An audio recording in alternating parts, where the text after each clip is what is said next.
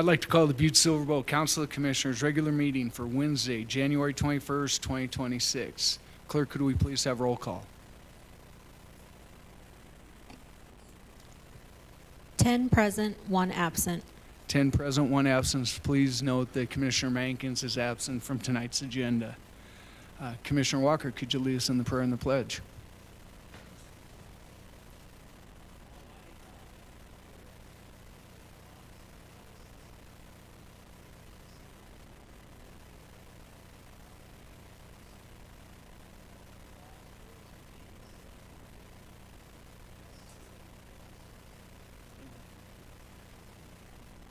I pledge allegiance to the flag of the United States of America and to the republic for which it stands, one nation, under God, indivisible, with liberty and justice for all.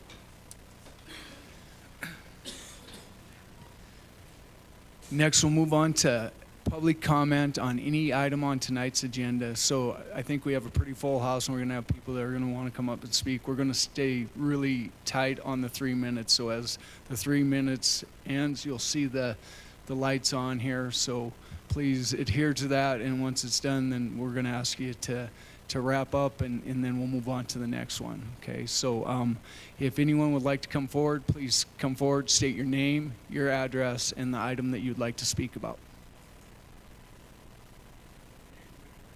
Mick, will you please turn on there's a spot right there, it'll turn on red. There you go. That good?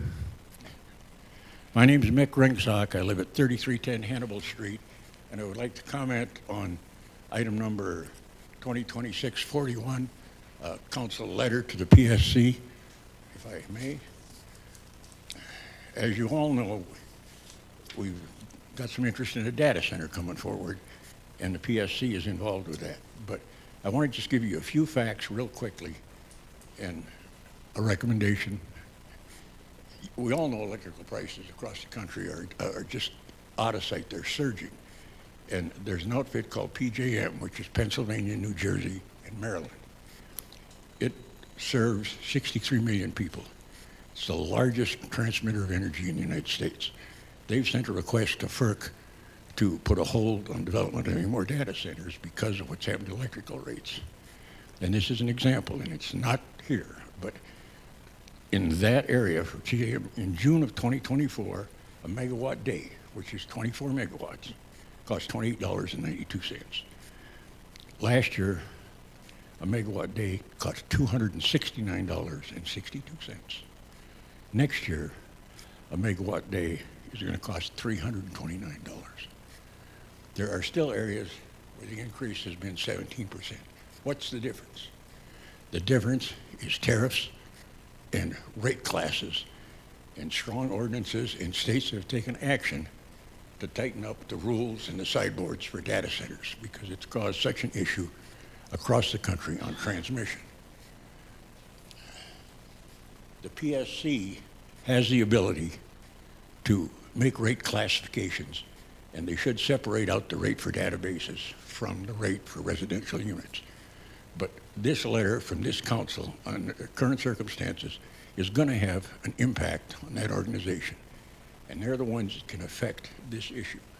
The large load tariffs are critical to what's going on in the energies and the modern energy management. Without them, it's a wild horse race, basically. And the challenges all come from high demand customers. Residential customers will see the rising costs, but you can do a lot to hold them down. So specifically, you got to categorize the large energy facilities. You have to put them in their own category. And then secondly, you have to put a tariff on them. And what is a tariff? It's a set rate that ensures that the large load customers will pay their share of all of the things that are going on. If you look at the data center they built in Washington, they talk about there's 4 substations around it, just around that one little area. And you need to categorize those large energy. You have to ensure that the large load customers are addressed. So my last thing is, we need to require long-term contracts to protect the residential customers from the rising costs. And you have the ability to do this. And Commissioner O'Leary, thank you for drafting the letter. Thank you, Mr. Ringsack. Is there any other public comment on tonight's agenda? If you'd like to come forward, please come forward, state your name, address, and what you'd like to speak about. Push anything here? No. Nope, it's on. All right. My name is Holly Hansen. I live at 116054 South Buxton Road. I'd like to speak first on your communication number 22 tonight, which is the TranPac. I went to a board meeting at MC TED meeting in December where they talked about TranPac, and it sounds like a nice thing, except for the fact that during the presentation, Mr. Hewland stated that they would produce 120 decibels of noise, which is the same thing as a jet engine that would do. So I think there needs to be more research into that project before you go ahead with the signing off of that. Also, I believe that with Mr. Ringsack, that you need some rate controls and also protection for the residents that live at Buxton and the surrounding area from lights, from noise, from all those other things that savvy data center could possibly give us besides jobs. Thank you. Thank you, Ms. Hanson. Is there any other member of the public that would like to come forward?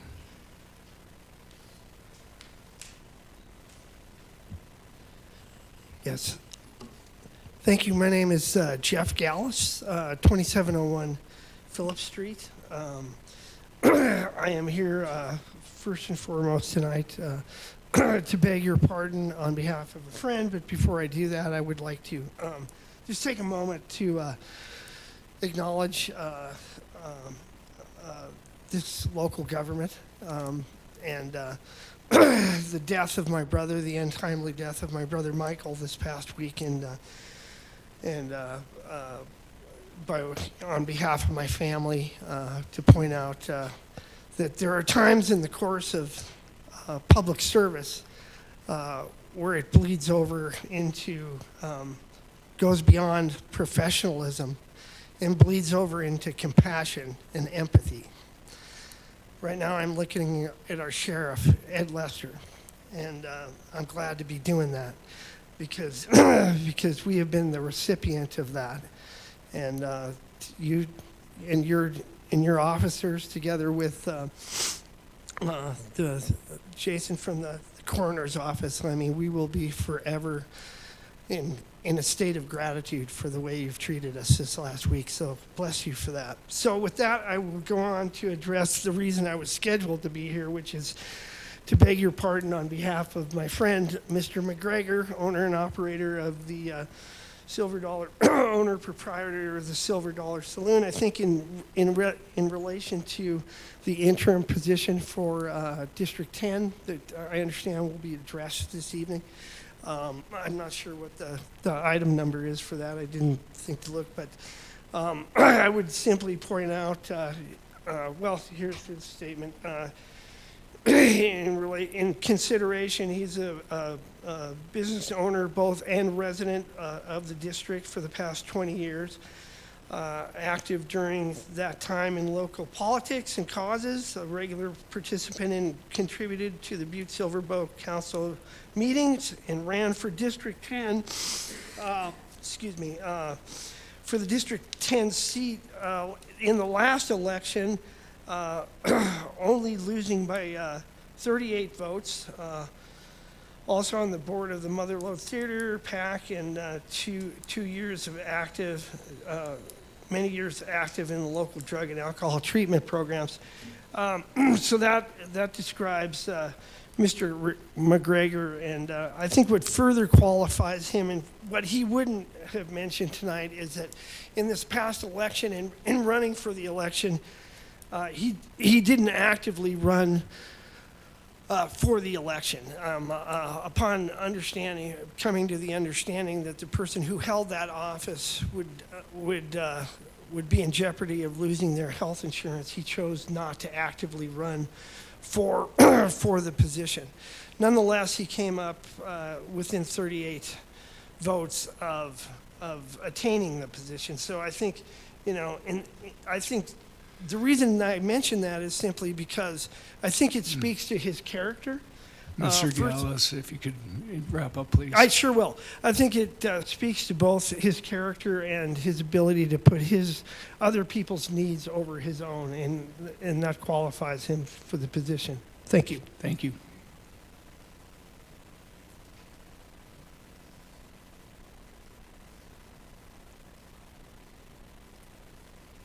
Hi, my name is Lila Klobuchar. I live at 116079 Fleecer Road in Buxton, Montana.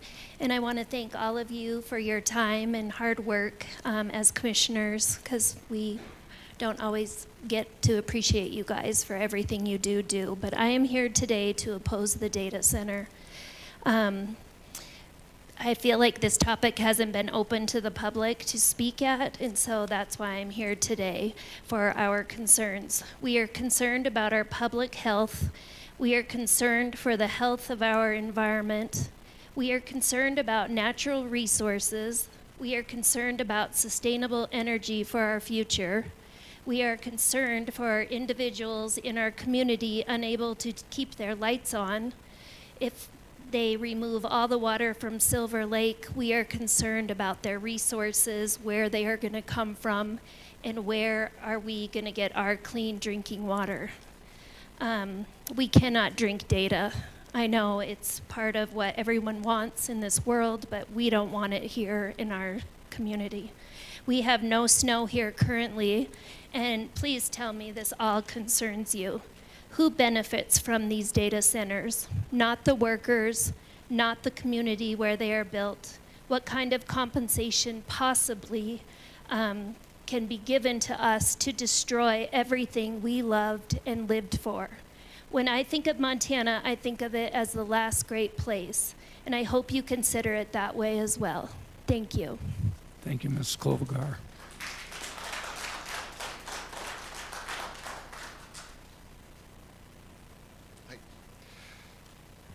Members of council, I'm Clark Grant, 121 Capitol Hill in Walkerville, and my comment tonight is for communication 2026-05 regarding Bill Anderson's seat. I'd like to express my support for the appointment of Butch Gerbrandt to the Butte-Silver Council Commissioners for Bill Anderson's vacated seat. I'm an alderman on the Walkerville Town Council, and as someone who's also served as a municipal representative like yourselves, I can assure you Butch would be a great addition to this council. Butch is a retired professor of engineering at Montana Tech, where he taught for nearly 30 years. He and his wife Gretchen Geller have resided in District 10 since 1993. He is a Butte guy, despite the fact that he was born in Oklahoma, like myself. Outside of his work as an educator at Tech, Butch has renovated numerous homes and apartment buildings in the uptown area, bettering the district through his own hard work and commitment to preservation. He is a civic-minded public servant with a deep understanding of Butte's history, and he's actively involved in Butte's ongoing redevelopment through a variety of volunteer efforts, including as the treasurer for several nonprofit organizations. Butch is open-minded, sensible with finances, and easy to collaborate with. I've worked with him in one capacity or another for over a decade, and I can assure you he's dedicated, honest, and conducts himself with integrity. He understands the challenges and opportunities we see in the uptown because he's been actively engaged with our town since he moved here a lifetime ago. He would be an effective representative for residents of District 10 and an advocate for all those who love the uptown. Please select Mr. Gerbrandt as the replacement for the District 10 seat at tonight's meeting. Thank you. Thank you, Mr. Grant.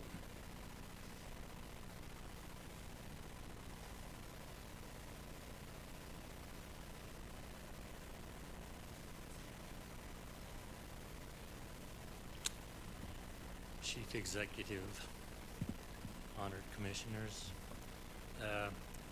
My name is Dan Rice. I live at 415 West Broadway, Butte, Montana. I'm here about Section 3 communications to be read and acted upon. One communication number 202605. The replacement for Commissioner Bill Anderson, District 10. Bill Anderson lived about 2 blocks down the street from me. I have lived in Butte for 71 years, and I have lived at my current address since 1981. I never had a conversation with Bill Anderson. He didn't make it up to my house. My neighbor Butch Gerbrand, who lives across the street, I have had constant contact with since he moved there. So I've known him for about 30 years.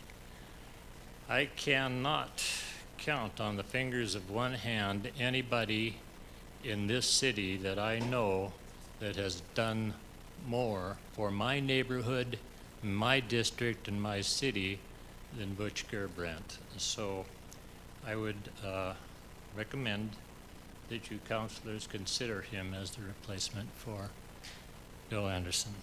Thank you very much. Thank you.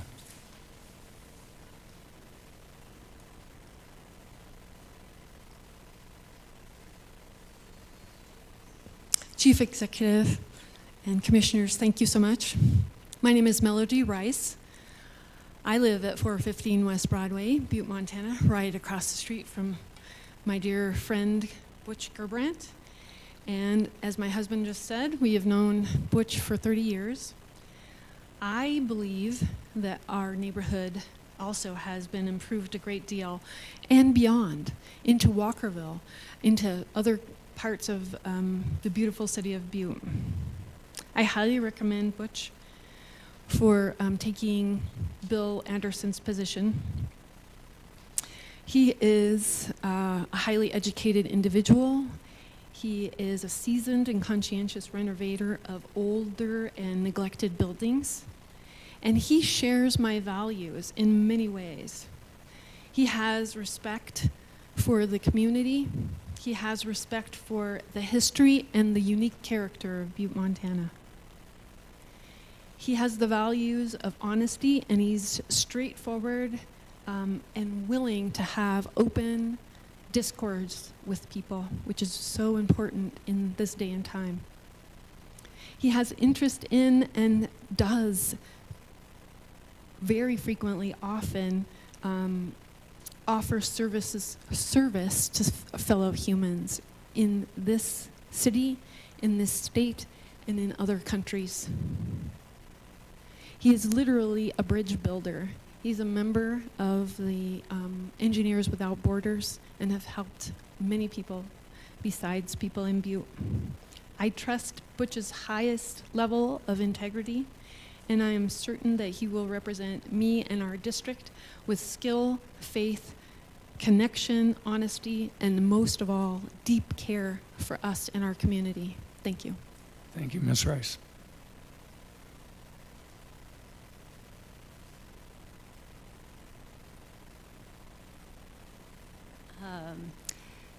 Good evening, Chief Executive Gallagher and Councilor Commissioners. My name is Sarah Bordoon, and I'm at 1127 Waukesha Street. I just have a quick voice of support for Communication 2026-41, the letter of support for the tariff and ratepayer large load issue to be directed from the council to the PSC. I just wanted to bring forth a couple of reassurances to the council, and that is that both Virginia, the state of Virginia, and the state of Oregon have created large load classifications in response to issues they're having in their state about being able to track increases in their electrical rates, and then the growth of the data center industry. So it's not unprecedented for the PSC to consider a separate ratepayer class, and other states are doing it. And then I did want to also just talk about what residential rates are currently. In the last year, the average Montana household under Northwestern Energy uses 873 watts a month.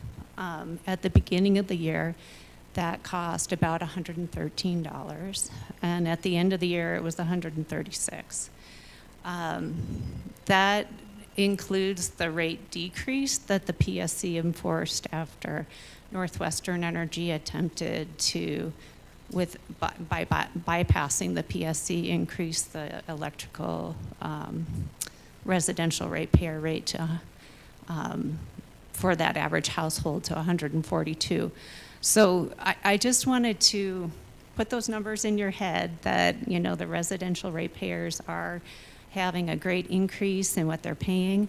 I am unaware of the commercial rate. Maybe that's part of the research that has happened. But we are seeing nationwide that commercial rates are staying flat or increasing, but not at the same rate as residential rates. So I think there needs to be some protection and transparency about what large loads are paying through a separate rate class. Thank you. Thank you, Ms. Bordoon.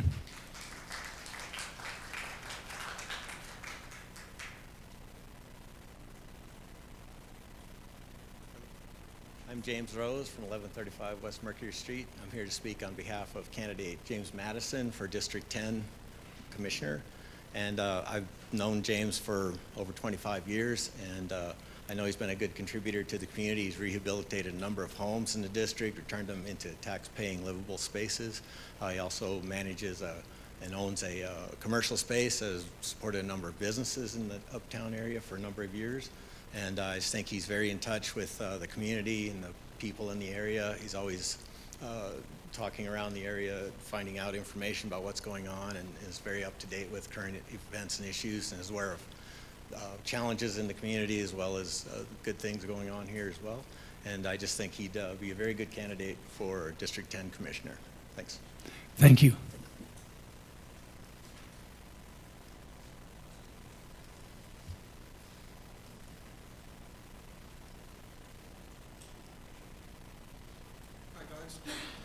Chief, Council, I'm here to support James Madison. You know, it's pretty exciting that there are this many candidates. What isn't exciting, I'm good friends with all of them. So anyway, I encourage James to jump on board, and I think that James would add to the council and to the city government. And I also think that he's rebuilt several homes. He's invested in the uptown, and he's interested in a better Butte, and which, of course, all of us are, and you guys included. But anyway, I can't say much more than that about him. He's a great guy. He's interested in Butte, and I think you guys will have fun. I told him this is a fun job, so make it so, huh? All right, thank you. Thank you, Mr. Sheehy. Any other?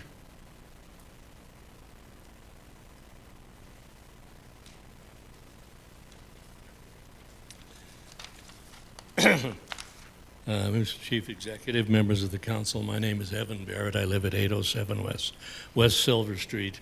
I wanted to make quick comments on two things. Most importantly is the letter Commissioner O'Leary has drafted for you to consider.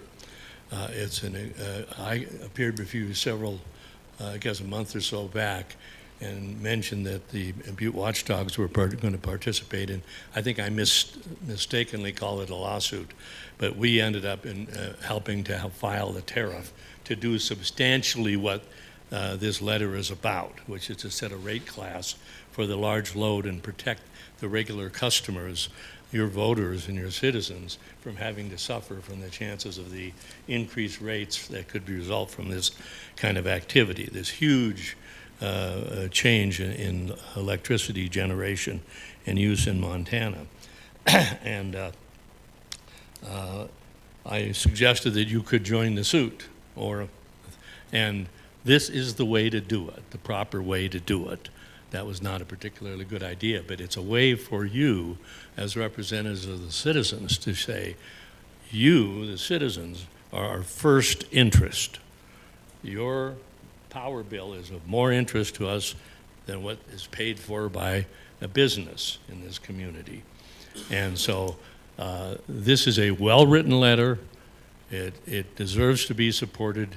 The Butte citizens need your help in making sure this gets done. So I urge you to give good support to it. Secondly, I want to address a moment ago, communication number 2026-34 about the land sale for Tranpac Manufacturing. Remember, I said, let's not get the cart in front of the horse when we were going to get a land sale prematurely, I believe, and we're going to be catching up on that all the time for the data center. But when I heard just now, and you heard it too, that there's the sound and the noise pollution that is attendant to this particular sale, I would strongly suggest that you segregate it from the committee of the whole report, refer to the committee, refer to the consent agenda, segregate it from the consent agenda, refer to the committee of the whole, and let's get some talk about that. Before we start selling land, let's make sure there's not a problem here that we'll later on wish we had dealt with. So I'd say take it off the agenda right now and send it to committee of the whole, just to make sure we don't get the cart in front of the horse on this land sale, the way I think it's ahead of the cart when it comes to the data center.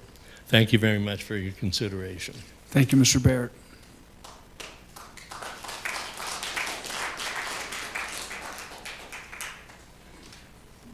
I don't know if you can see me over. You want to Pull back a little bit. Perfect. There you go. I got to drop this down.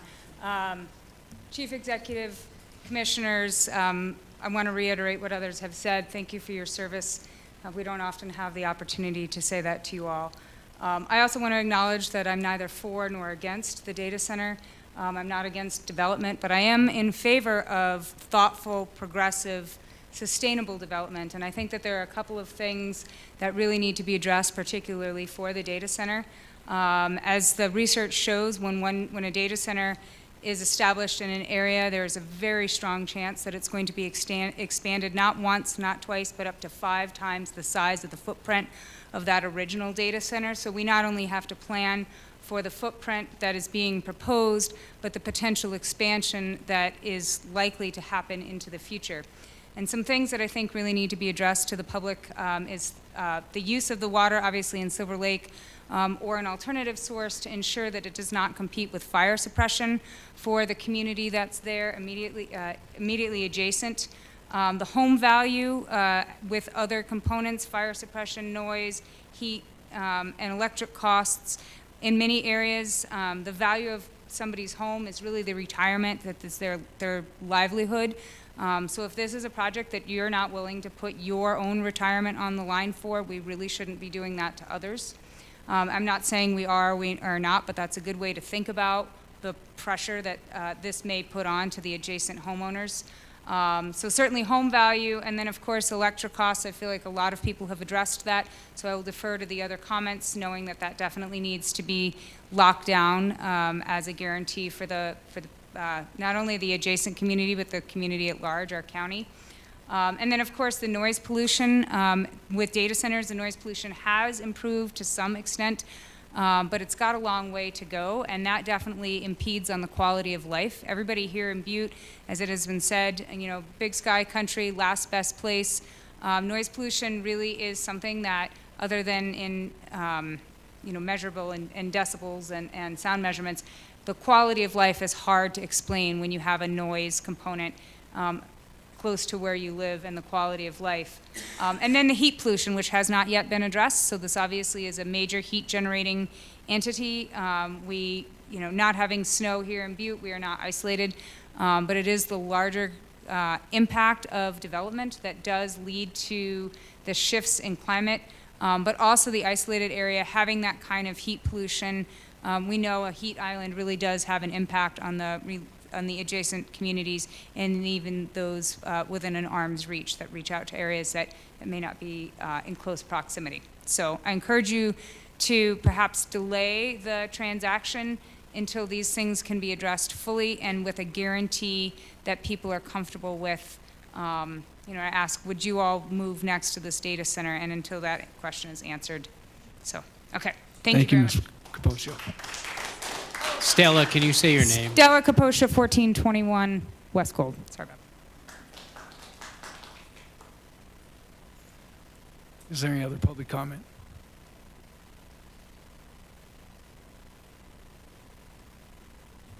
My name's Adam Sammons. I live at 116111, and I'll make it quick. Just want to reiterate some of the same concerns that have been brought up about the data center, the heat, noise, light pollution.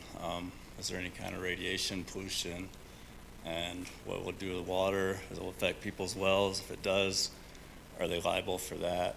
And what's the exact final proposed plan to where it'd be built? And what are the long-term effects? I don't think anyone knows, and I don't think we want to find out. Thanks. Thank you.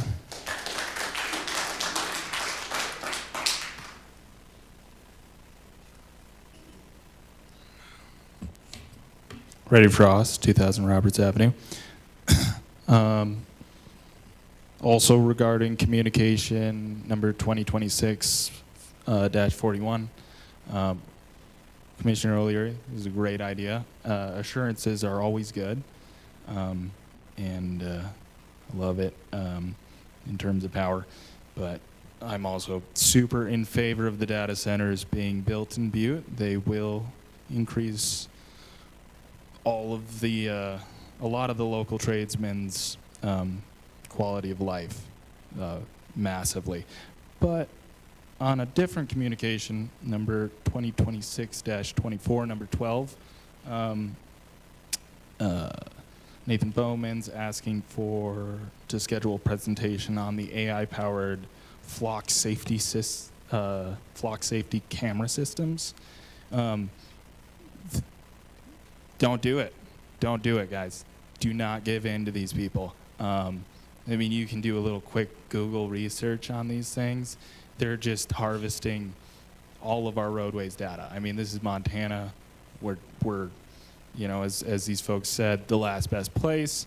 We're also very independent people. And I've heard a lot of anti-corporation rhetoric tonight. This is the actual enemy right here. You know, these AI-powered whatevers that are just harvesting your data and selling it to the highest bidder of corporate advertisement firms and other such creepy, nefarious, insidious interests out there. Don't do it. Don't do it. We don't need them. They're overpriced and evil. Thank you. Thank you, Mr. Frost. Is there any other public comment on tonight's agenda?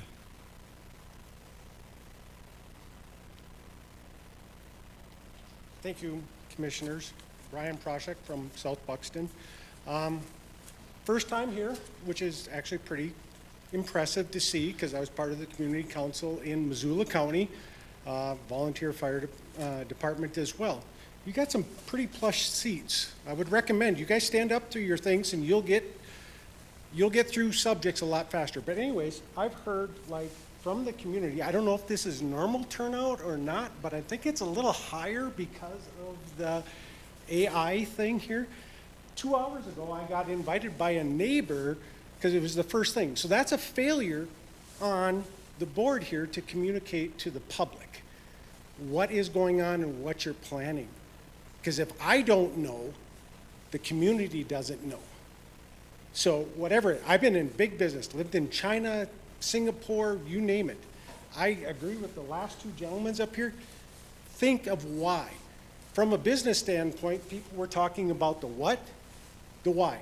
I challenge this. Why are you doing this? Why? Ask at least 5 times. And if you can come back with that, because you have to answer to this community 5 times, why are you going to do this? Montana is 1.5 million people compared to a data center. Do we need 1.5 million of data AI in Montana? Or are they going after the rural areas? If Chicago needs it, if New York needs it, why are they going after the rural areas of, say, southern Wisconsin or Nebraska or Montana? Ask that question. They're going after your personal feelings because I think I'm going to make some money off of it. Don't be that person. That's all I got to say. Thank you.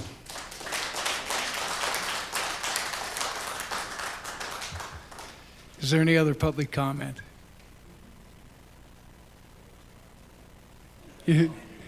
Louis, you can come up anytime. All right. Is it?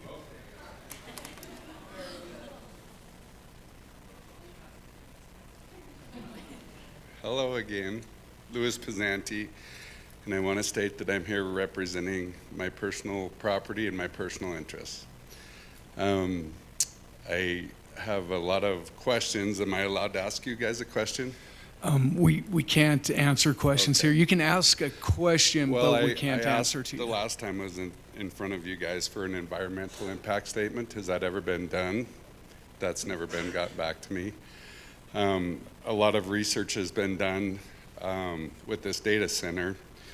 I've heard and done research that after 3 to 5 years, the servers have to be replaced. I don't know if that's accurate or not, but what I've been told is 3 to 5 years, they come in and replace all the servers in this building. So we have a giant building the size of, bigger than the mall was, and where are all these old servers gonna go when they replace them? Into our county landfill. Has anyone thought about that? 5,000 servers in our landfill. I don't know if that's accurate or not, but there are a lot of negative impacts. Anyway, once again, I am opposed to this Abbey Dana Center. And the other rumor that I'm hearing now is that rumor on the streets, Butte-Silver is selling industrial property for pennies on the dollar. There's another data center interested in buying this cheap land to build an additional data center. I hope that you guys don't even look at that option. Thank you. Thank you, Mr. Pizzani.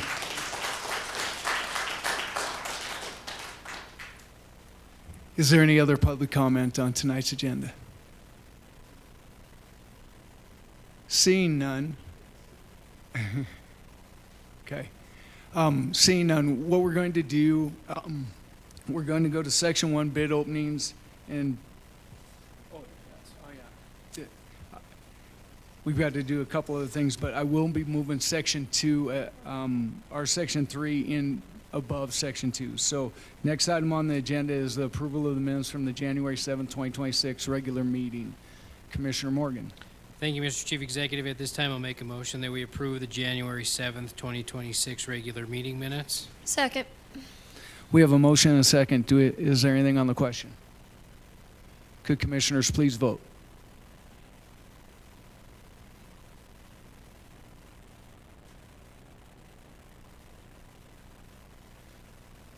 And would anyone like to change their vote? Whoop. Sorry, jumped the gun. Commissioner Morgan, I don't think yours is gone. And now would anyone like to change their vote? Clerk, please record the vote. 10 yea, 0 nay. 10 yea, 0 nay, motion passes. We don't have any items that are not addressed on tonight's agenda, so we will move on to the Chief Executive's report. I'm going to keep it brief. I had a pretty extensive report that I was going to give, but we're going to have a pretty long night. I will say that Chairman Morgan and myself and Josh Vincent went out to Washington, D.C. We were able to meet with every one of our legislative congressional delegation out in Washington, D.C. They gave us time. We had actually 2 meetings with each individual one. First day that we were out there, we were able to meet with them by ourselves, representing Butte-Silver. We got to talk to them about our community hub, about the loss of the funding. We were able to get a meeting with the EPA. We were able also to get a meeting with the Department of Transportation, and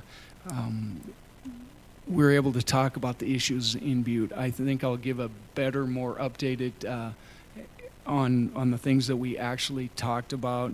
We did talk about data centers, we talked about critical minerals, we talked about a lot of different things, and I'll give a more detailed report about it, but it was a really effective time. I don't know if, as I've gone out there before, we never have had that kind of access before, and we had access to all 4 of our congressional delegation, and then also with staffers afterwards. So it was productive, and I think that we represent it well for our community. So with that, I'm going to close out the Chief Executive's report, and we're going to move on really quickly to the Section 1 bid openings, public hearings, or presentations. We do have one bid opening, communication number 2026-10, Mark Neri, Public Works Director, requesting Council Commissioners permission to schedule a bid opening for January 21st, 2026 for the water main materials replacement project. County Attorney Enroth, do we have proof of publication? Chief Executive Gallagher, Commissioners, we have proof of publication for Communications 2026-10 and 2026-05. Thank you, County Attorney Enroth. Director Neri. Thank you, Chief Executive Gallagher. Commissioners, we have three bids tonight. The first one is from Ferguson Waterworks.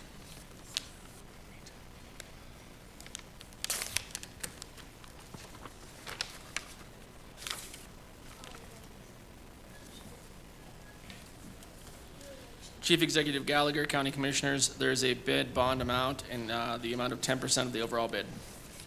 Thank you, County Attorney Enroth. Chief Executive Gallagher, Commissioners, the total bid price is $258,307.32. $258,307.32. 208, 3752, is that correct? 57. Did I miss it? 258,307.32. Thank you. And Ferguson Waterworks is from Billings. Thank you. The second bid is from DSG.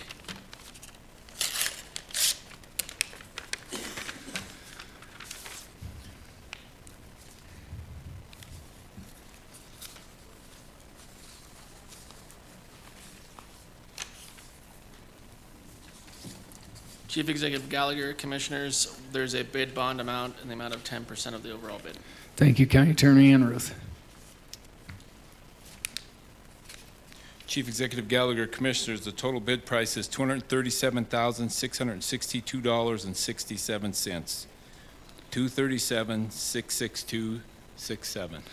Just because I have a hard time hearing, I'll say it again, $237,662.67. Is that correct? Yes. Okay, thank you.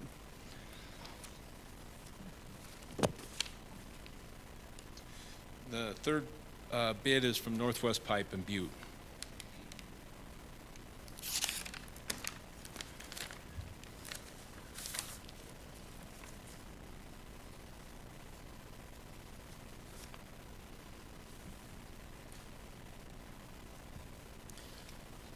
Chief Executive Gallagher, Commissioners, there's a bid bond amount in the amount of 10% of the overall bid.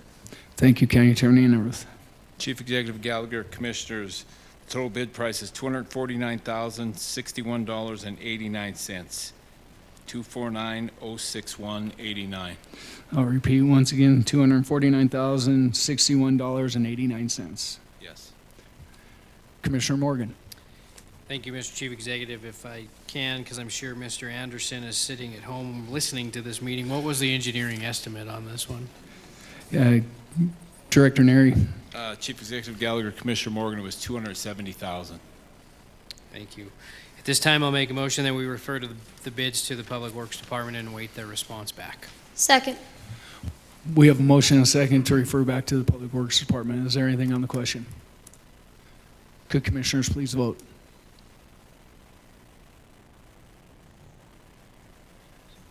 And would anyone like to change their vote? Clerk, please record the vote. 10 yea, 0 nay. 10 yea, 0 nay, motion passes. Next, we'll move on to Section 3 on our agenda. Communications to be read and acted upon. We have two tonight. First is communication number 2026-05, John Morgan, Commissioner, District 1, requesting Council Commissioners concurrence to appoint a replacement of Commissioner Bill Anderson's District 10 on the night of January 21st, 2026 for an interim replacement to be filled until the November 2026 election. Commissioner Morgan. Thank you, Mr. Chief Executive. As everybody can tell by the communication that was submitted to this, or that I submitted a few weeks ago to this body, is we've been tasked with finding an interim replacement for Commissioner Anderson, who at the time had moved out of his district, for us to fill that position. Just to make sure that everybody's aware, obviously, that the position was posted and people had until today at 12 o'clock noon to file for the position. And then at that point, the names were released for people to know who we were going to interview. As in the past, there is the requirement of, being 18 years of age, being a registered voter, live within the district, and I believe they have to live in the district for a total of 6 months prior to.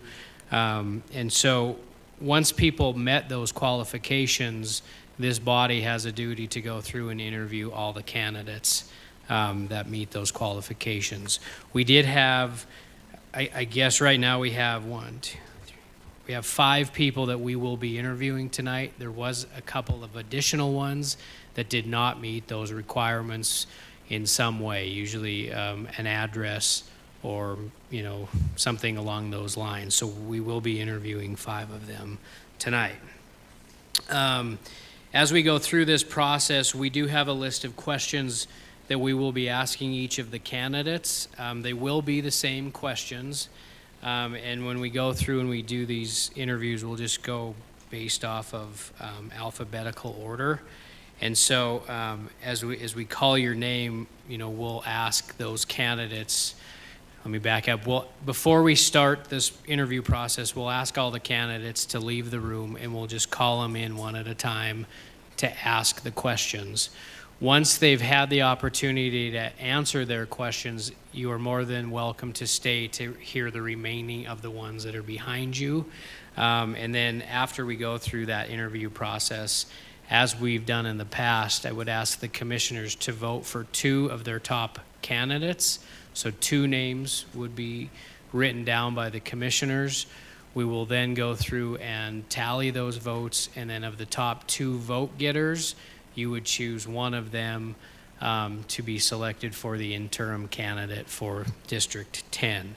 And then at that time, we would ask that candidate be sworn in between tonight or after tonight's meeting before next Wednesday's meeting so that they're able to be seated as a commissioner.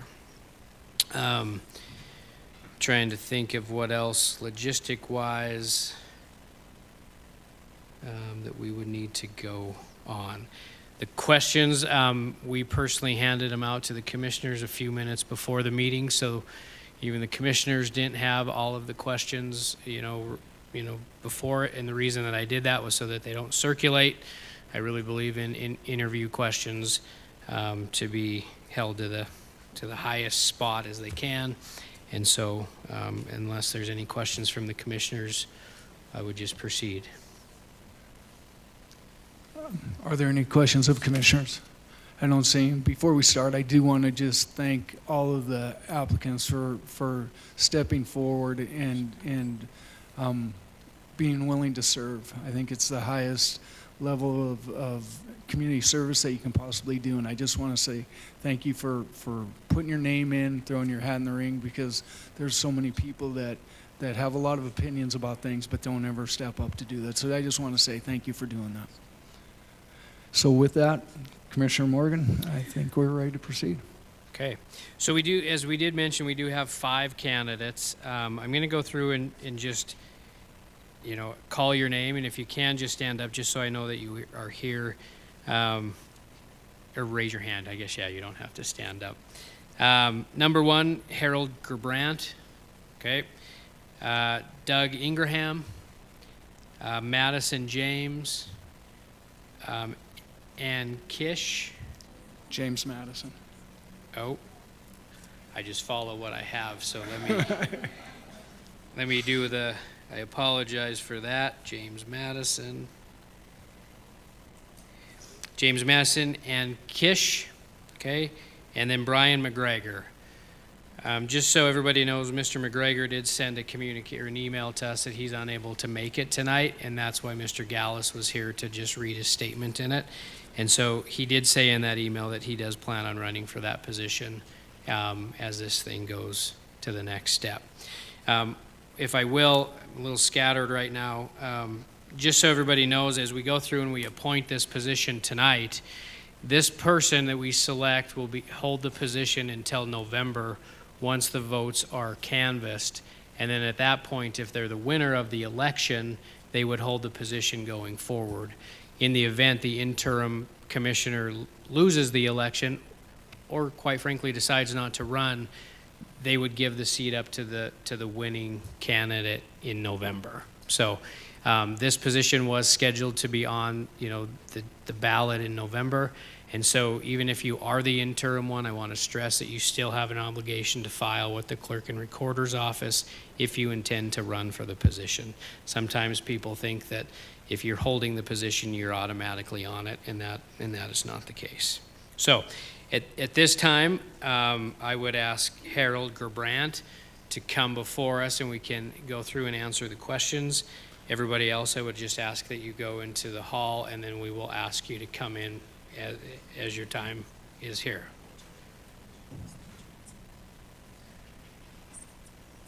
Oh. Can you close that transom? Okay.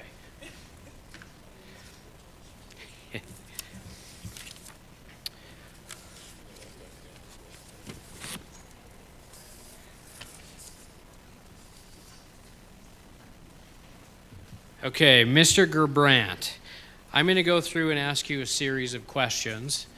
If you need me to repeat the question, please let me know, and I will gladly do that for you. Okay. Okay? Thank you. Are all the commissioners ready? Okay. First question. Please describe your understanding of the roles and responsibilities of the Council of Commissioners. Okay. The Council of Commissioners is the legislative body of the government. As such, they make laws, you make laws, and approve ordinances, resolutions. You approve the budget up to the legal limits. You set or approve mill levies, again to the legal limits. You work with the chief executive. And let me say, Chief Executive Gallagher, that I'll look forward to working with you if I'm assigned to this position. Most important, I think you listen to your constituency and attempt, when prudent, to solve their problems. Okay. Number two, what motivated you to apply for the interim District 10 Commissioner position? So District 10 is the smallest of the districts, but I would say not the least important. Within its boundaries lie Montana Tech, the Mining Museum, St. James Hospital, Orphan Girl Theater, the Motherlode Theater, the high school, the Belmont Senior Center, headquarters of Town Pump, and all of these entities need support to continue being what I would say the heart of the community of Butte-Silver Bow, and I would like to provide that. District 10, I think, is in dire need of road maintenance. I drive Washington Street going downhill in the vicinity of Broadway, and as I approach the intersection, I usually turn into the left-hand lane where the oncoming traffic, when there's no oncoming traffic, because of the war zone of potholes in the right-hand lane. And then I go back after the potholes. And I must say that this drives my wife crazy. But it's an issue, I think, in District 2. District 2 is... District 10, I'm sorry, is the heart of the historic district. Tourists don't turn off the interstate and enter Butte to dine at Taco Bell. They come to look at the history of Butte and look at our historical architecture. And I would like to advance, maintain and advance that historic aspect of District 10 and of Butte-Silver Bow as a whole. I lived in District 10 for a long time, for my whole time in Butte, and I love the fact that I can walk to many places in the district I can walk to the library. I can walk to the Orphan Girl Theater. I can walk to my bank. I can walk to the courthouse, which I did tonight. And I'd like to keep District 10 and Butte-Silver both safe for all of our residents to do that. I want to keep District 10 vibrant, safe, and pothole-free. Okay. If appointed, how would you engage with the community and ensure effective representation of District 10 and Butte-Silver Bow's interests? I would certainly make my contact information available, email, telephone. Is there, I know you can't answer questions, but hopefully there is a meeting room here in the courthouse that would be available, and I could set a time to meet with constituents once a week at a certain given time. And that would be the way I'd attempt to talk to my constituents. Okay. Provide an example of a time when you worked diplomatically with individuals holding diverse viewpoints to resolve a complex issue. So I was department head of general engineering for 10 years at Montana Tech. And speak of diverse groups, they say that leading professors is like herding cats. Okay? They're opinionated, they have different opinions, they're kind of hard to corral. I also manage the clerical staff of that department, but most of all, I was responsible for the success of the students. And the students were diverse in age, in ability, in gender, in ethnicity.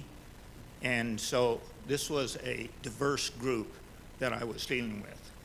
We had a rogue professor during my tenure there. He was smart, he was a good grant writer, but he seemed to offend people as well as students. He seemed to prefer male students as engineers rather than female students. He was a buddy for the best students, but he tended to ignore or downplay the average student and the poorer students. My faculty came to me and said, this guy has got to go. Now, firing someone at the Montana University system is not an easy job. Really, the bottom line is there have to be 2 annual reviews of unacceptable performance and the consent of the administration in order to let someone go. So I wrote the first unacceptable review for this professor. I met with him and described some of his deficiencies, and he was defiant. During the next year, I interviewed students, faculty, administration, and at the end of that first year, I wrote another unacceptable performance review for this professor. I talked to the administration. In the meantime, he had seemed to offend the dean and the vice chancellor and the chancellor, and so the administration was willing to back me in asking this person to leave. So I sat down with him and told him that decision. But we had decided to give him 8 months in the job position in order to take care of his affairs and find another job. We were, frankly, scared of a lawsuit. During the next 8 months, he did take care of his business. He found another job in the West Coast and moved there, and there were no lawsuits. Describe a challenging situation you have faced and explain how you achieved a positive outcome. I worked for 12 years in New Mexico as a water resource engineer. New Mexico is a beautiful place. It's a desert, like Butte and like most of Montana. But the rainfall occurs in July and August. And the arroyos, that is the dry stream beds in New Mexico, tend to flood, and there's flash flooding that has to be contended with. As urbanization encroached on the desert outside of Albuquerque, there was fear that one of the watersheds, that the dry arroyo it was, that it would impact the development of residents of residential areas and business areas. And so the city of Albuquerque asked my firm to design a flood retention dam to control the 100-year flow and let it out gently into the Rio Grande.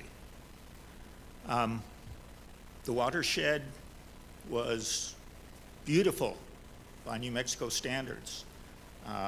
Great mesas, saguaro cactus. There were in fact 3 small dormant volcanoes within the watershed, and they were on the horizon and really presented a nice backdrop for that community, the community of Rio Rancho.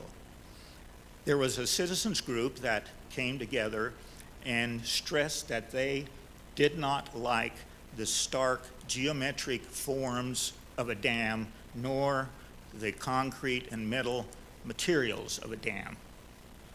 And so that came to me as the head designer, the head planner for this facility, for this dam. We met with that citizens committee. We met with the Flood Control Authority. We met with the City of Albuquerque.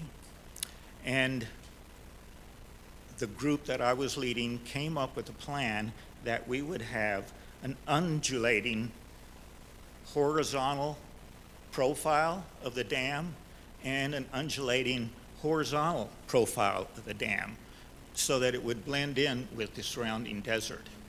We also decided on an earthen dam, and any concrete we were going to use, we tinted brown so that it would blend into the landscape. And everyone seemed happy. That eventually went to design and to construction.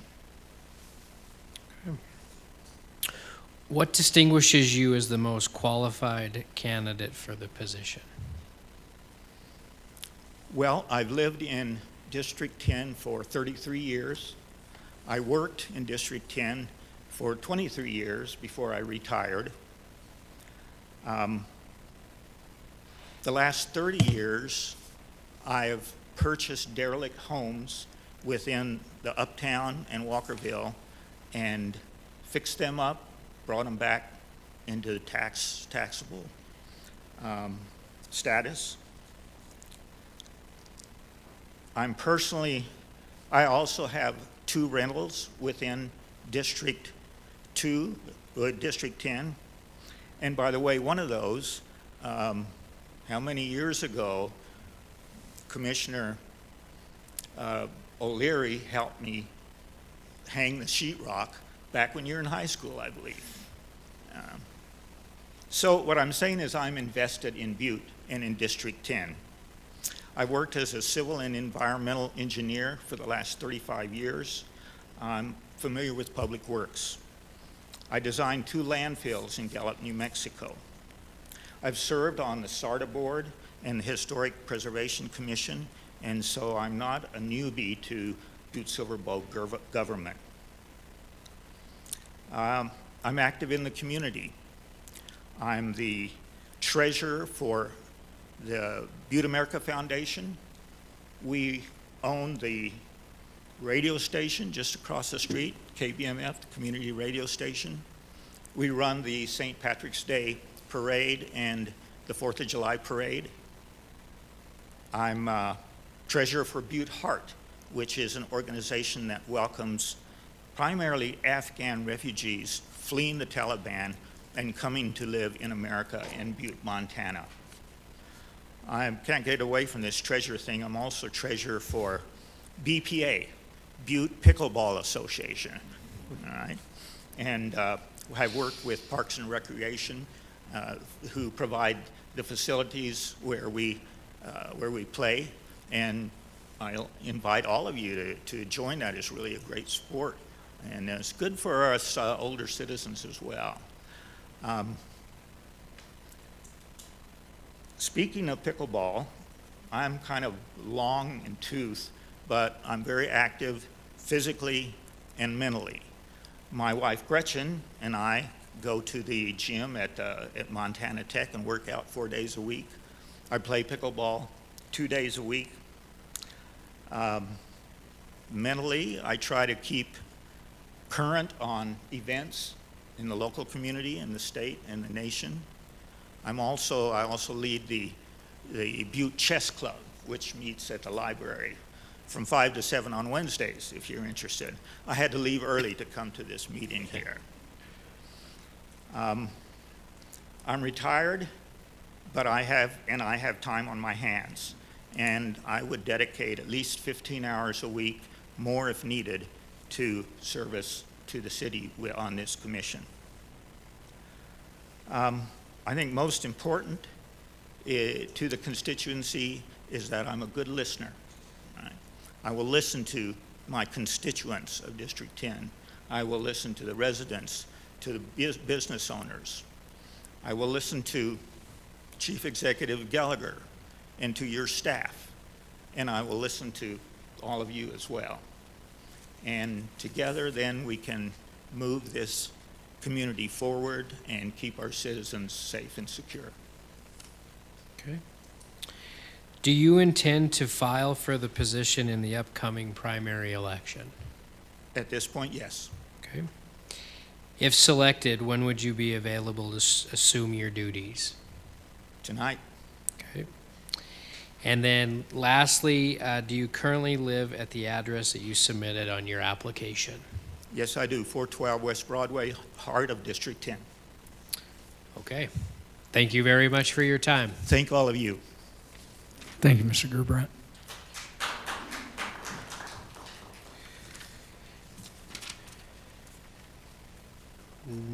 Next one would be Douglas Ingraham.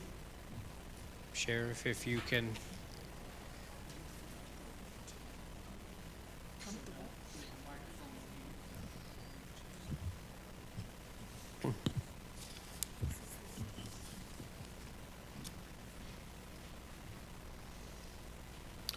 Welcome, Mr. Ingraham. How are you? Good. How are you guys today? Doing all right.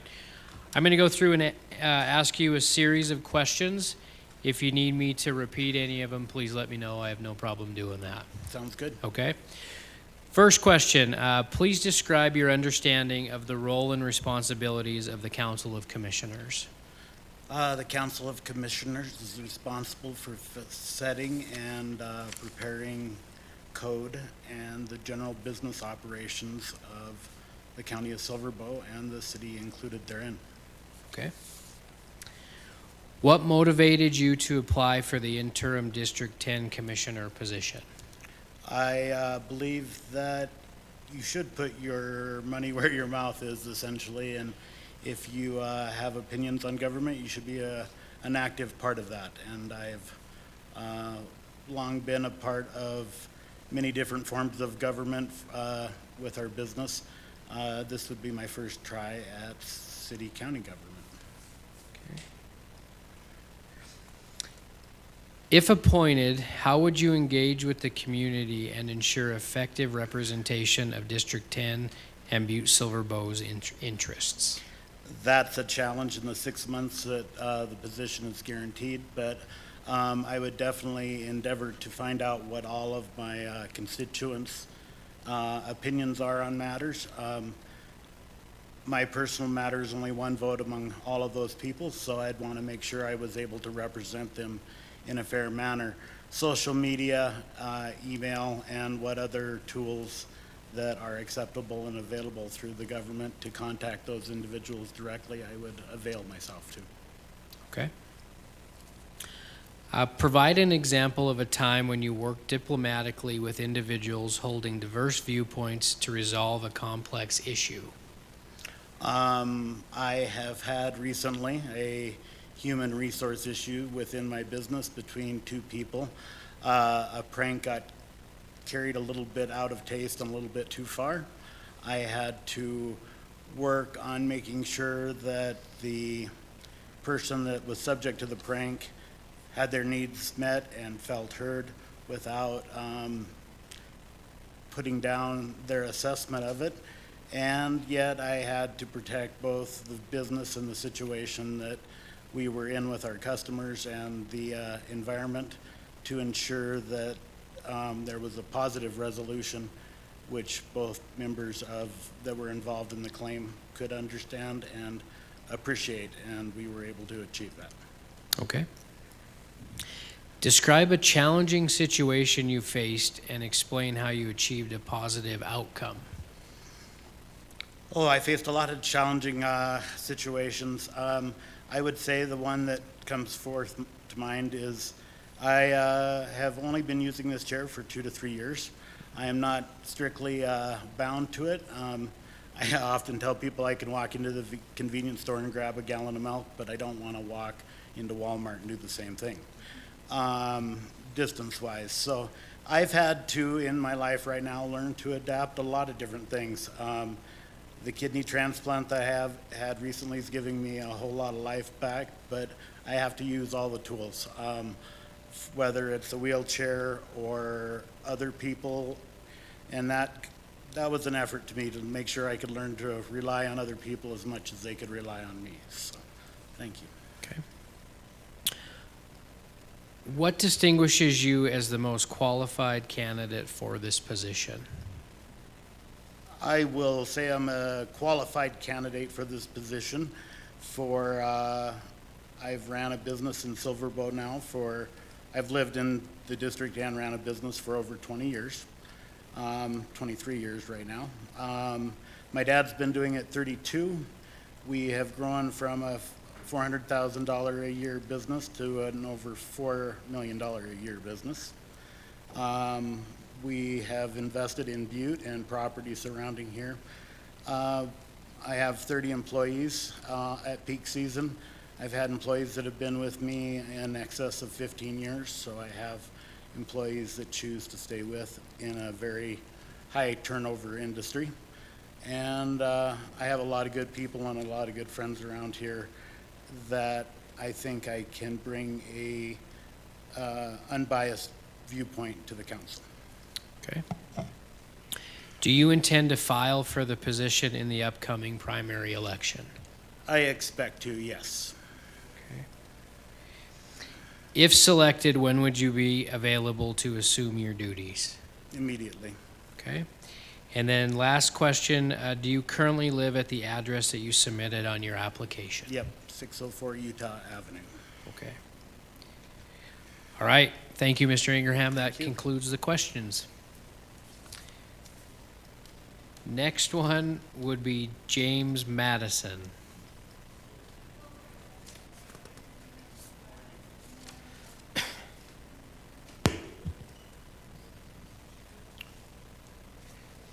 Sheriff, would you mind reminding Mr. Ingraham that if he wants to, he can stay in here and listen? Welcome, Mr. Madison. Thanks. How are you? Good. I'm going to go through and ask you a series of questions. Okay. If you need me to repeat the questions, just simply ask for it. I have no issues with repeating those. The first question, please describe your understanding of the roles and responsibilities of the Council of Commissioners. Well, I think my understanding is that basically you guys set policies, you oversee resources, budgets, and you make long-term decisions. You plays a critical role ensuring that the public institutions remain effective that we have set up. Okay. What motivated you to apply for the interim District 10 Commissioner position? Well, for almost all of my professional life, I've been in public service at the Montana Bureau of Mines and Geology. Mostly putting reports together, putting out data, but also receiving telephone calls from the public, answering phone calls as far as how deep to drill a well, where to drill, working with drillers, things like that. So I like that public service aspect, and I see that this is a real public service aspect. So. Okay. If appointed, how would you engage with the community and ensure effective representation of District 10 and Butte-Silver Bow's interests? Well, I would try to get out and talk to people I know in the community, make an effort to introduce myself and talk to people that I don't know in the community, and listen to people talk, get advice from people, and that, try to inform myself, inform the public. Okay. Provide an example of a time when you worked diplomatically with individuals holding diverse viewpoints to resolve a complex issue. Well, I serve on the board of water well contractors, and we have to resolve disputes. Sometimes it's between a landowner and a driller, or it's a disciplinary action with a driller. So we just have to be diplomatic. Just trying to think of one. We had a driller that he drilled a well. A year later, another guy came back and looked at the log, and it said it had 300 feet of plastic in it. Well, it didn't have 300 feet of plastic in it, and we get the driller in there, and we had to resolve the issue. Well, he admitted he didn't put the PVC pipe in, so the landowner got money for the PVC. The driller, we had to basically discipline the driller for what he did there. Okay. Describe a challenging situation you have faced and explain how you achieved a positive outcome. Oh boy.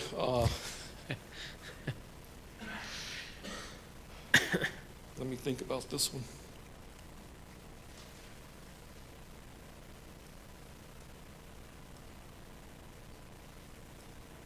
Could you repeat that again? Yeah. Absolutely. Describe a challenging situation you have faced and explain how you achieved a positive outcome. Well, just thinking back, my wife and I owned the Broadway Cafe for 20 years. And we had employees, of course, and plenty of discipline problems. But yeah, one employee in particular wasn't doing his job, kept repeating it, and basically the hardest thing I ever did was fire that employee. So people that say, oh, I just fire him, that's firing someone's really hard. So. Sure. What distinguishes you as the most qualified candidate for this position?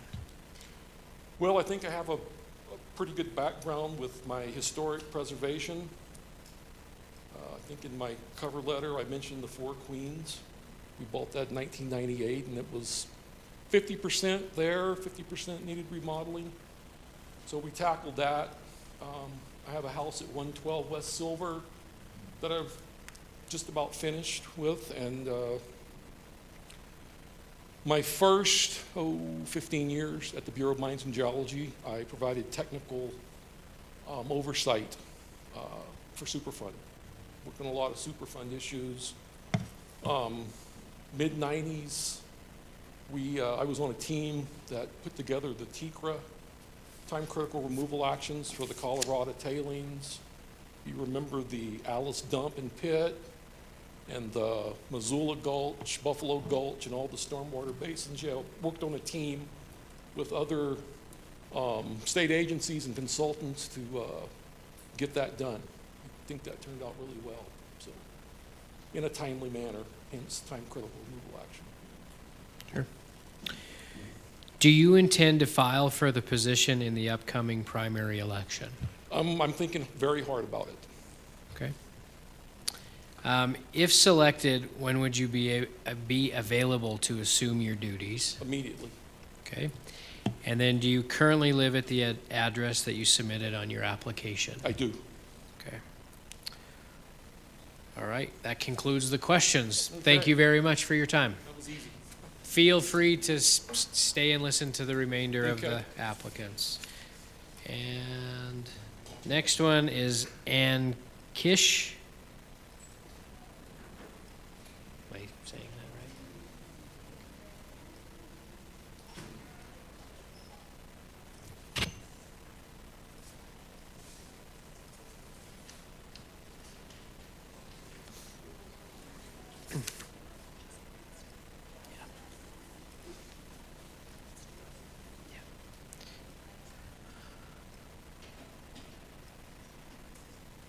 Welcome, Miss Kish. I hope I am pronouncing that correctly. You are. Okay. Well, welcome to the meeting. I'm going to go through and ask you a series of questions. If you need me to repeat any of the questions, please just simply ask. I have no problem doing that. First question. Please describe your understanding of the role and responsibilities of the Council of Commissioners. Can you hear me? Yes. Okay. Chief Executive Gallagher, Chairman Morgan, members of the Commission, thank you for giving me this opportunity this evening to apply for this position. The role of the Council of Commissioners is that this is the legislative branch of the county government, and with that, there are some very specific duties that are delegated. Some examples of them would be adopting ordinances pertaining to things like planning, pertaining to things like economic development, accessibility. Of course, budgeting is a large role of this commission, employing an attorney. And then in all of these endeavors, the role of the commission is to make sure that you're seeking out the information that you need to carry out these things in the most informed way possible. I got that sort of definition that I just gave you, that was from the materials that you provided in the job description. It was either stated or implied. But I do think there's another important role for this particular interim position, and that is to support the initiatives and the priorities that have already been set and are already in motion. I did attend the council meeting a couple of weeks ago, and I heard Chief Executive Gallagher give his first executive report of the year, and he did lay out some of those priorities, some things that are already happening. And a few of those, one was to leverage this incredibly mild winter to get ahead in some of the construction projects.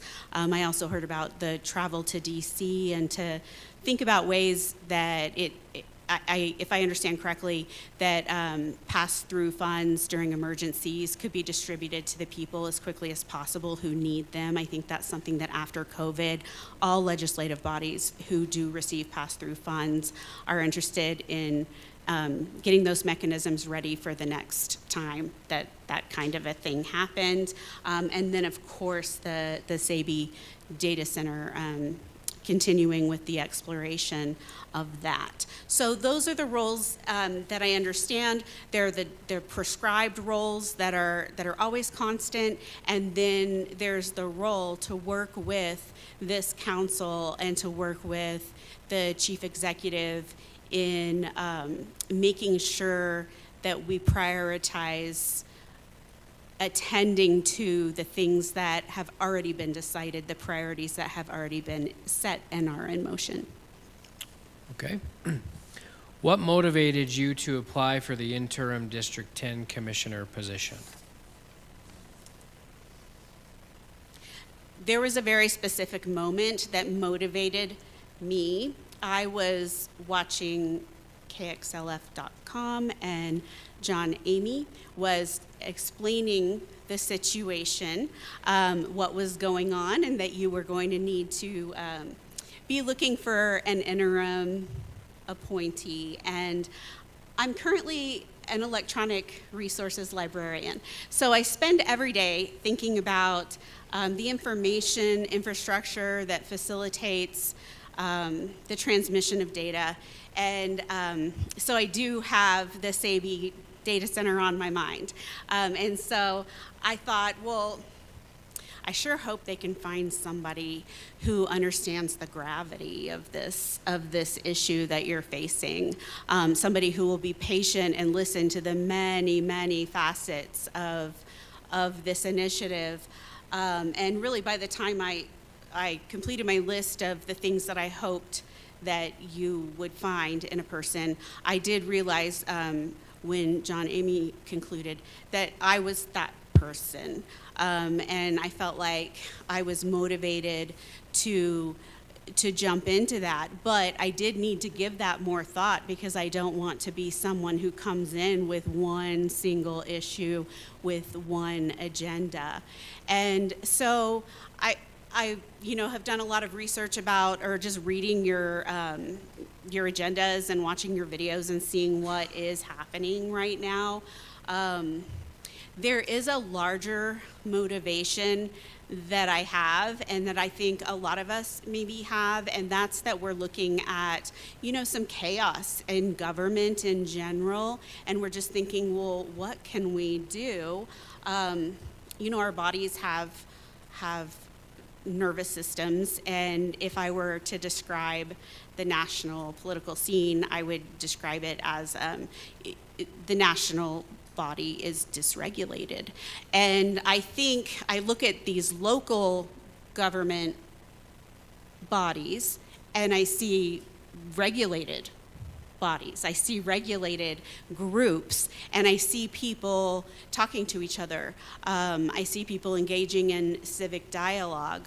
What I see locally, what I see in this group, is people who are engaging in the tenets of democracy and who are preserving the fundamentals of democracy right now. And I think, well, what can I do? My sphere of influence, it doesn't extend to national politics.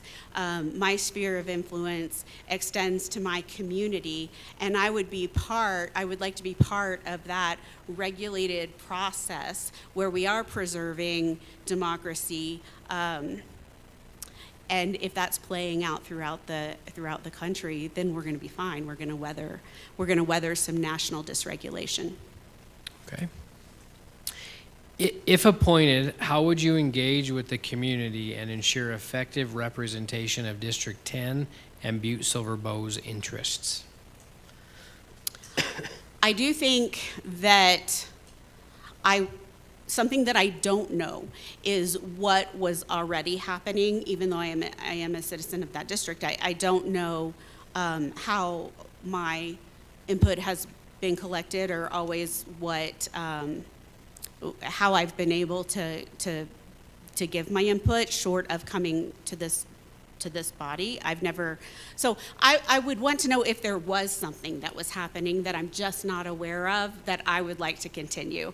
But I do think that District 10, being so small, has the advantage of being able to visit people, walk around. I like the idea of setting up in a public space, like a park, and having sort of just an open hour with donuts or whatever, and giving people that opportunity. But also, I do think it's a small enough district where I would be able to approach constituents who I haven't spoken to the business owners in particular who I haven't spoken to, but of course they're easy to find. I know where exactly they are and when they're there. So I would like to take that initiative to hit the pavement a little bit, which isn't always possible in a larger district, I think, but in 10, I think it is. Okay. Provide an example of a time when you worked diplomatically with individuals holding diverse viewpoints to resolve a complex issue.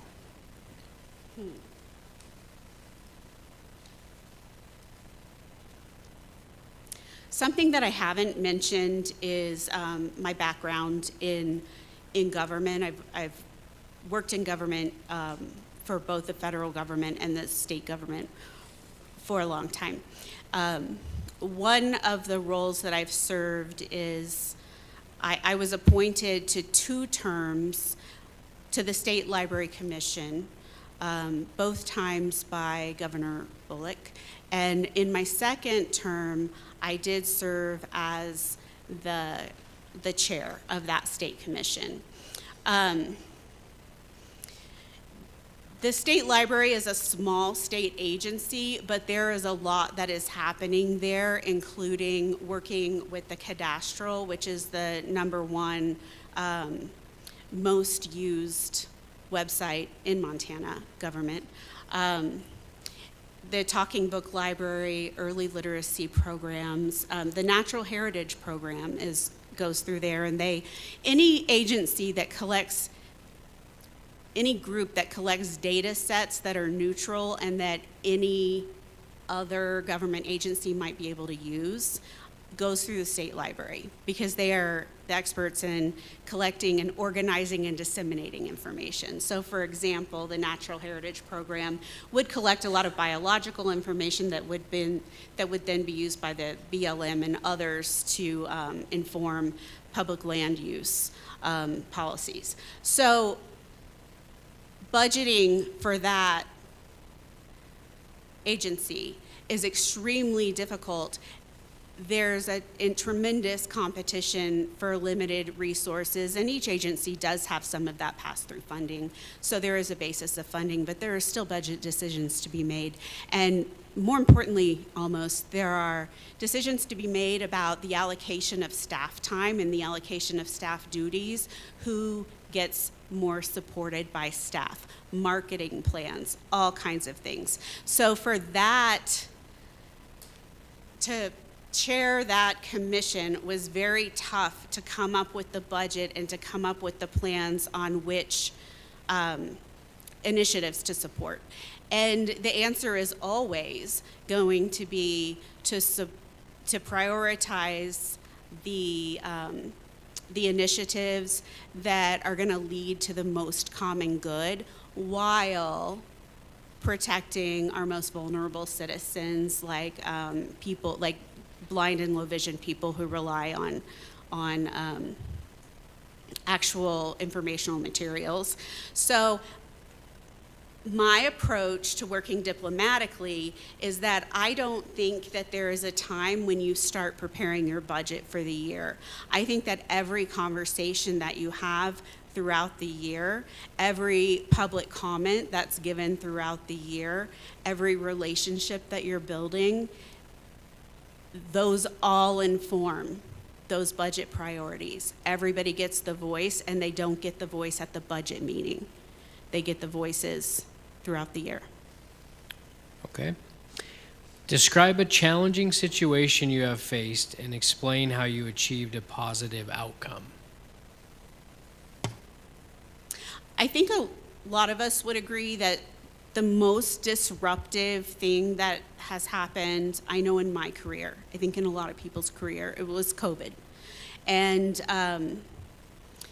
I did have to participate in moving an entire state agency online, but at the same time I was a library director, and I had to, at the University of Montana Western at the time, and I had to move my staff online, but still be able to support the students, because school didn't stop.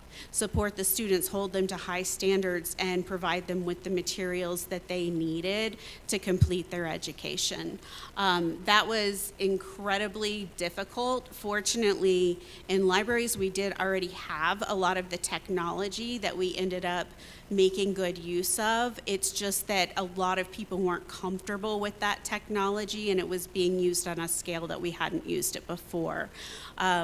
So we actually did see, other countries, Italy in particular, closing, and we began proactively, hoping that it wouldn't reach America, but knowing that it would, and proactively going ahead and setting up those systems and practicing having people work remotely so that we could identify the problems. We could identify mostly who needed more training in the technology to be able to make that happen.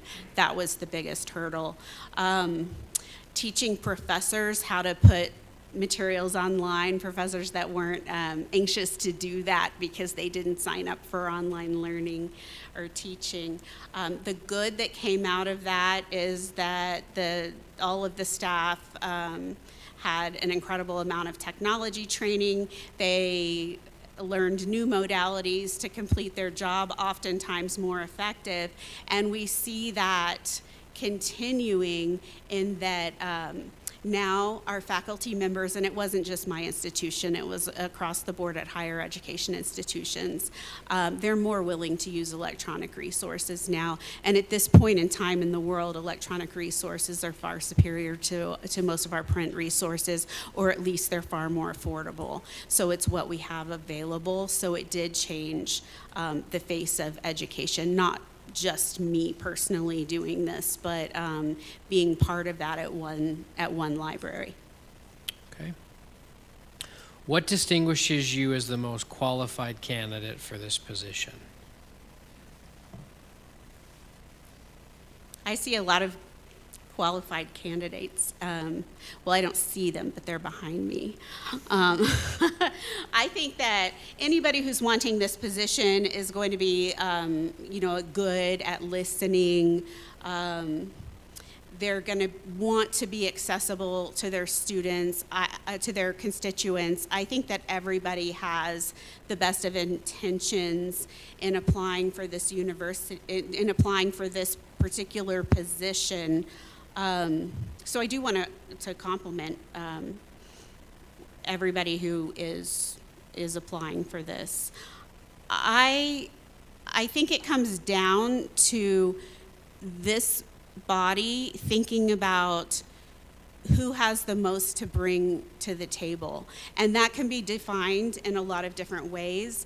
I think that to make the case for myself, which is the question, I would say that my particular experiences and points of view are something that are missing from this body, and there's a lot of experience here represented. There's a lot of expertise in this room, and I think that an important consideration for this body would be to think, well, who is going to bring something different?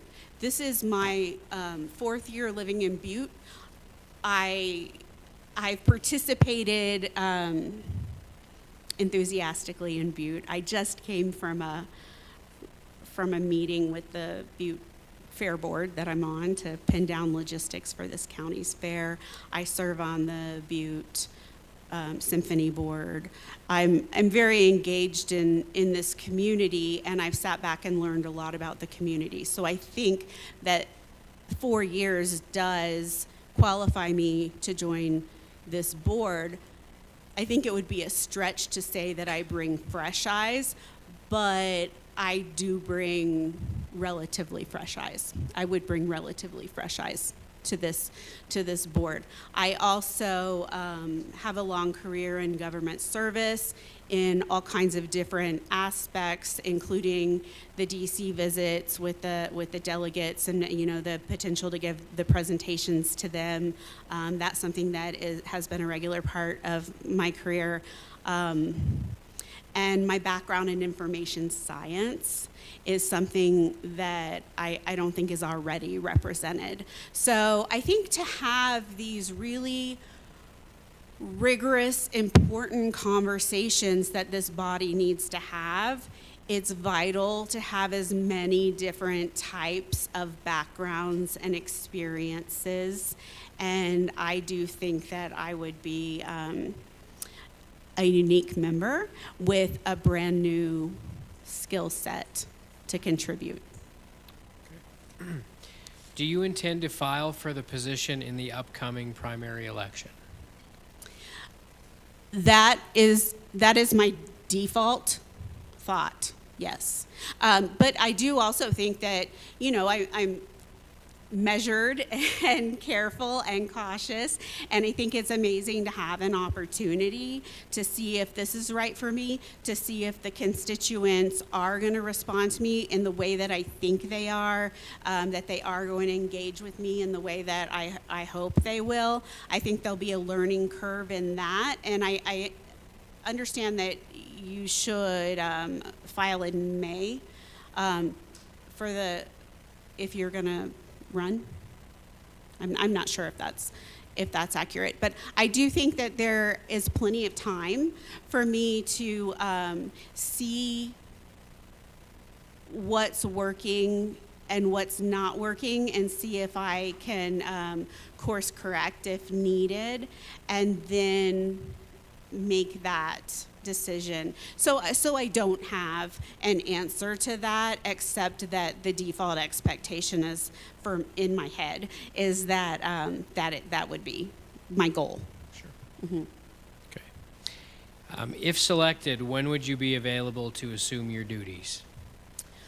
I heard in this meeting that you were considering doing a swearing in after this meeting. And if that happens, then I would be available immediately upon swear-in, whenever that is. I'm immediately available. Okay. And the last question, do you currently live at the address that you submitted on your application? Yes, 9 North Excelsior. All right, that concludes the interview questions. Thank you so much. Thank you for your time. All right. Please feel free to stay in the room as we go to the next process.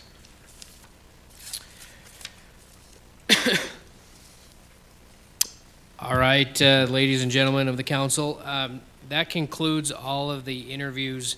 Mr. McGregor, as I indicated earlier, was not able to attend tonight's meeting, but he does plan on running for the position as it is open for the election process. So with that being said, if we go through and follow the procedures as set forward, you have a couple ballots in front of you. You have one that has 2 lines on it, and then you have one other one that has 1. At this time, I would ask that you fill out the ballot that has the 1 and the 2 with the top 2 candidates that you would like to see in this position. And then as it's been, we need to have you sign these ballots with your name so that the clerk can either read them or just make sure that they know who it is. And then once we get these submitted, they will go through and read the votes into the public record. So does anybody have any questions on the voting procedure? Again, 1 and 2, your top 2 candidates. I don't know the process on this. Commissioner Shea, did you want to? I think that write them down. Commissioner Shea? Yeah, I don't really have a question, but Chairman Morgan, would you please clarify whether or not we are able to vote for Mr. McGregor? Commissioner Shea, Commissioner Morgan, I believe that since he filed, you have the opportunity to vote for any of the candidates that were there, that were listed today.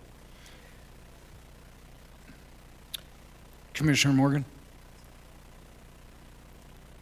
I'd have to refer to the county attorney. I mean, it's... County Attorney Andrews? Chief Executive Gallagher, Commissioners, yes, it wasn't part of the requirements that he have to fully interview. The requirements were met that he filled out the application. However, it was a job interview that someone didn't show up to, so I suggest that the council take that into consideration. Thank you, County Attorney Andrews. And then could we have, once the votes are counted, please collect them.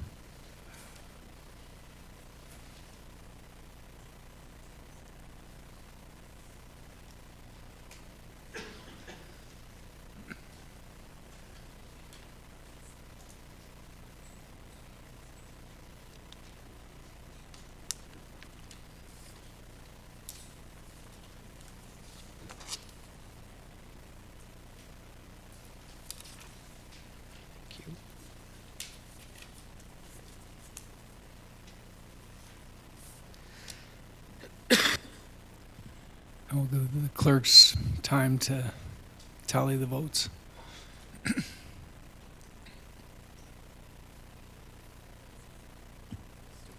Okay, yeah, we'll have you read them. Okay.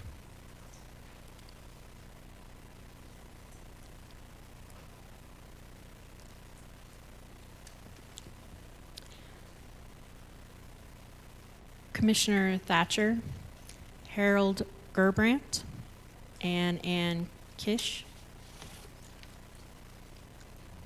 Commissioner Callahan, James Madison, Ann Kish. Commissioner Walker, Harold Gerbrandt, Ann Kish. Commissioner O'Neill, Douglas Ingraham, Harold Gerbrandt. Commissioner Morgan, Harold Gerbrandt, and James Madison.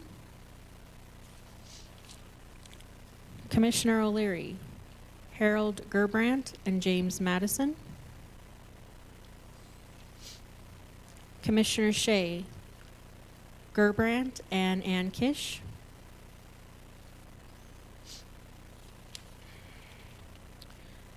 Commissioner Fisher, James Madison, Harold Gerbrandt.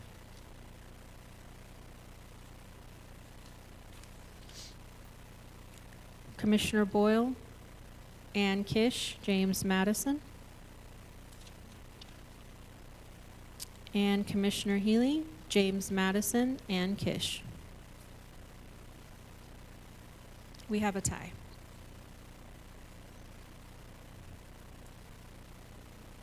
So can you give us the final tally for each of the candidates? So for Ann Kish, that would be 6. James Madison, 6. Douglas Ingraham, 1. And Harold Gerbrandt, 7. Thank you. So procedurally on this, we'll need to break the tie of the, so we'll be doing a vote for the second name that moves forward. Would that be correct? County Attorney Enruth? Chief Executive Gallagher, Commissioners, Butte-Silver County doesn't have anything on the books, and I don't believe there's anything in statute. It would be similar to how you've done processes in the past, but if we're looking at going forward in the same manner we've done before, yes, I would suggest on having a tie-breaking vote between Mr. Madison and Ms. Kish, and then having a final vote between whoever comes out on top of that with Mr. Harold. Commissioner Morgan? Just on the question on that, I mean, this would get added to the next procedure if we ever have to do this again. But I mean, technically, on the request, you had the top 2 candidates move forward, and so on this particular one, you would have 3 candidates. So could you not just have the top 3 candidates would be up for final selection with the commissioners? True. Chief Executive Gallagher, Commissioner Morgan, I apologize for stepping in first. That is also the other thought I had, is you could proceed forward with all 3 for a final vote. Thank you, County Attorney Enruth. How do you want to decide which process we want to go? Would we like to take a vote on the top 3, just go forward, or break the tie on the second? Commissioner Shea? Thank you, Mr. Chief Executive. I think that this body could probably make some motions and vote on process. Does that sound I think that would okay? be The pleasure of the chair. If that's the case, I would make a motion that we have a runoff vote between Kish and Madison to determine the second spot. We have a motion and a second to have a runoff with the second place candidates. Is there anything on the question? Commissioner Morgan? Thank you, Mr. Chief Executive. Just on the discussion of the motion, what happens if it's a tie again on that particular setup? I would assume that people would stay the same. I would just throw that out as a question. Commissioner Callahan? I would just like to add, in the past, when we had tie votes on the chair and the vice chair, we just pulled out of the hat. Yeah, I don't. Well, we do have a motion and a second on the procedure of Commissioner Shea. If we do have a tie vote, I guess we could go back to another motion.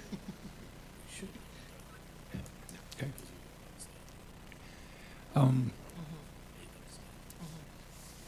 So what form do you want to vote on since we don't have another form?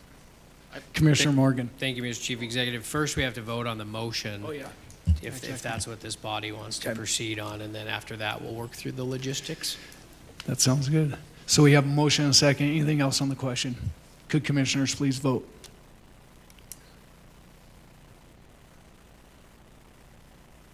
We'll give the clerks a second to get it set.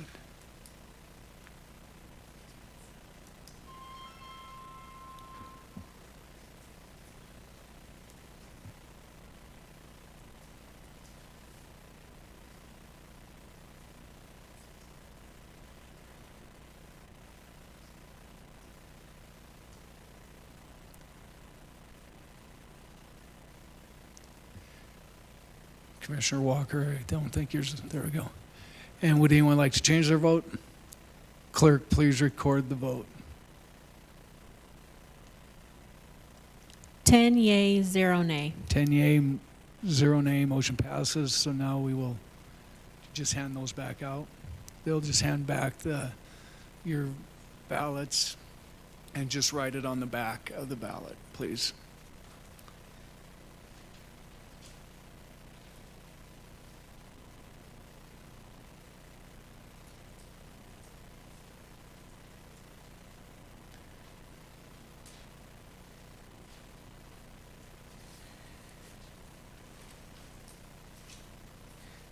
So just to clarify, the two you're deciding on is Kish and Madison, and you just write one name down. Correct. Thank you, Commissioner Morgan. So we're writing one name down, and that's a runoff between Ms. Kish and Mr. Madison.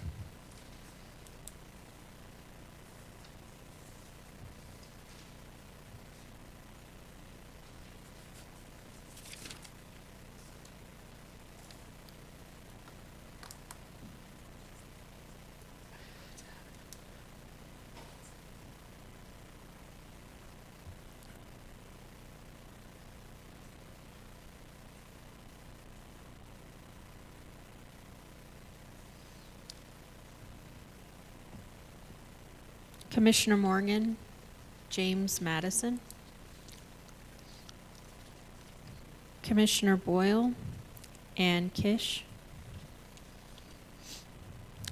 Commissioner Fisher, James Madison. Commissioner Healy, James Madison. Commissioner Shea, Ann Kish.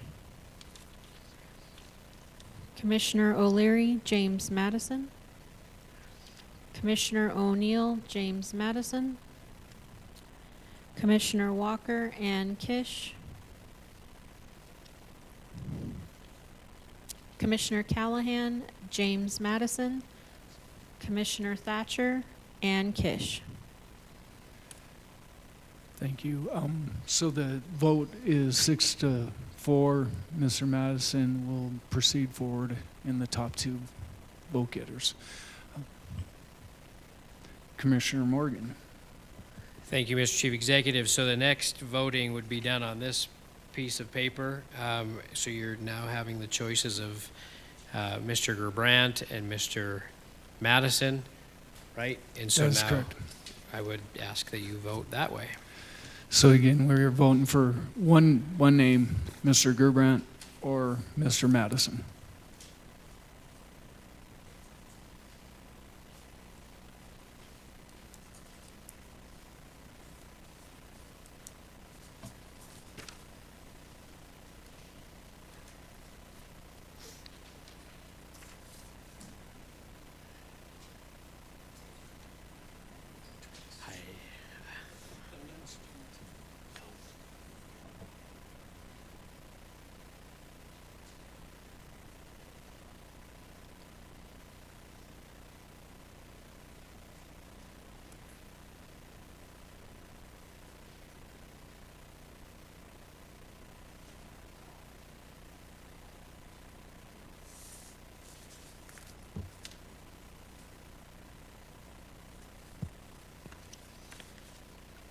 Commissioner O'Neill, Harold Gerbrandt. Commissioner Walker, Harold Gerbrandt. Commissioner Callahan, James Madison. Commissioner Thatcher, Harold Gerbrandt. I don't have a name for that one. Commissioner Fisher, James Madison. Commissioner Boyle, James Madison. Commissioner Shea, Harold Gerbrandt. Commissioner O'Leary, Harold Gerbrandt. Commissioner Morgan, Harold Gerbrandt. Commissioner Healy, James Madison. So we have a 6-4 vote in favor of Mr. Gerbrandt. Congratulations, Mr. Gerbrandt. And thank you to all of the candidates for, again, stepping up and volunteering to step into this position. We will have you make a time with our clerk and recorder, Cindy Sherman, on when you can be sworn in, and that can be at a time that works for both of you to do that. Okay. All right. So now we'll move on to the second item on the items to be read and acted upon. Item number 2, communication number 2026-41, Russell Larry, Commissioner in District 5, requesting Council of Commissioners authorization for Butte-Silver Bow Council Chairman to send a letter to the Montana Public Service Commission on protecting existing ratepayers from large load impacts. Commissioner O'Leary. Thank you, Mr. Chief Executive. I won't belabor this too much. I'm sure you've all read the letter. The reason I'm bringing this in front of this council is for consideration by you all. I am concerned about the large loads that are being proposed across the state, and obviously in our community we have a data center that's interested in locating here, but this particular issue is larger than just our community. There are a deluge of organizations around the state looking to add thousands of megawatts to our system, and I am concerned that that's going to end up with the ratepayers, the general ratepayers, footing the bill for that. So the goal of this letter is to just outline a few key points that I think are good protections for the ratepayers in this state, and specifically the 36,000 roughly people that live in our community. So I would love to hear what other commissioners have to say, and if there's any discussion or additions or subtractions to the letter. Thank you, Commissioner O'Leary. Are there any comments of commissioners who'd like to speak on this? Seeing none, would you like to make a motion? Oh, okay, Commissioner Thatcher. Thank you, Chief Executive Gallagher, and thank you, Commissioner O'Leary, for bringing this in and, kind of bringing it to the attention of everybody. I guess I have a question on this. So would this just be, I guess, maybe so I can see Commissioner O'Leary? Because how I understand it is Northwestern Energy is also approaching the PSC regarding this same type of deal. So is this like a letter of support for Northwestern to do that, or are we just, saying, hey, we also want to do this, or could you just kind of touch on that a little bit? Commissioner Thatcher or Commissioner O'Leary? Thank you, Mr. Chief Executive.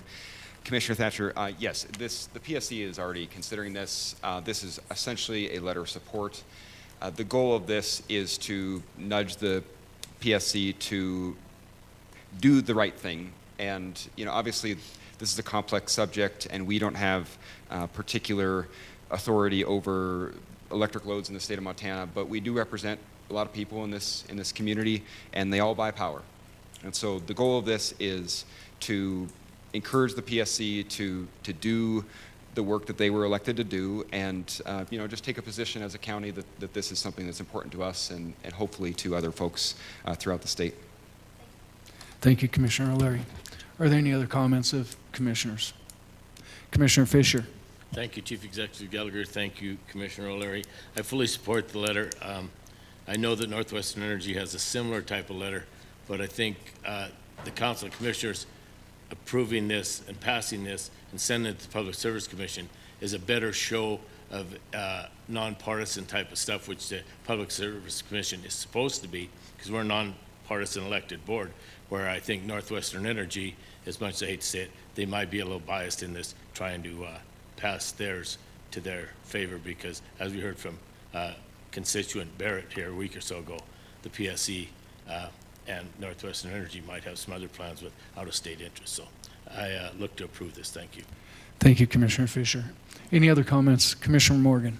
Thank you, Mr. Chief Executive. I echo all the comments that we've had tonight, as the commissioners just stated. The other thing that I would just want to remind people, and kind of to parlay off of Mr. Barrett's response earlier today, that this is kind of the approach for us to get involved in this by sending the letter. And I would just say that to the public and to individual commissioners as well, the next process to get involved in it is we all do have an elected representative to the PSC for this area as well. And so there's nothing that says that the public can't reach out to that elected representative either, and just reiterate the support that, you know, of the letter that we're maybe hopefully going to be sending. So don't forget that, because there is an elected representative on the PSC for this particular zone as well. Thank you, Commissioner Morgan. And to let people know, and I fully support us sending this letter as well. And the PSC commissioner out of this area is Jeff Wellborn, who is out of Dillon, and so it would be appropriate if anyone wanted to reach out to him as well in support of this to talk about this large load tariff that Northwestern Energy is proposing as well. So, any other? Commissioner Shea. Thank you, Mr. Chief Executive. I would just make a friendly suggestion that in our minutes, Mr. Wellborn's contact information is added. If we could get that to Barb, or she could look on the PSC website, if we could just add that and make that access easier for the public. Thank you, Commissioner Shea. Commissioner O'Leary. Sorry. Thank you, Mr. Chief Executive. I just wanted to first thank everybody who came up and spoke tonight. Public comment is the heart of this job, so I appreciate everybody coming up and supporting this.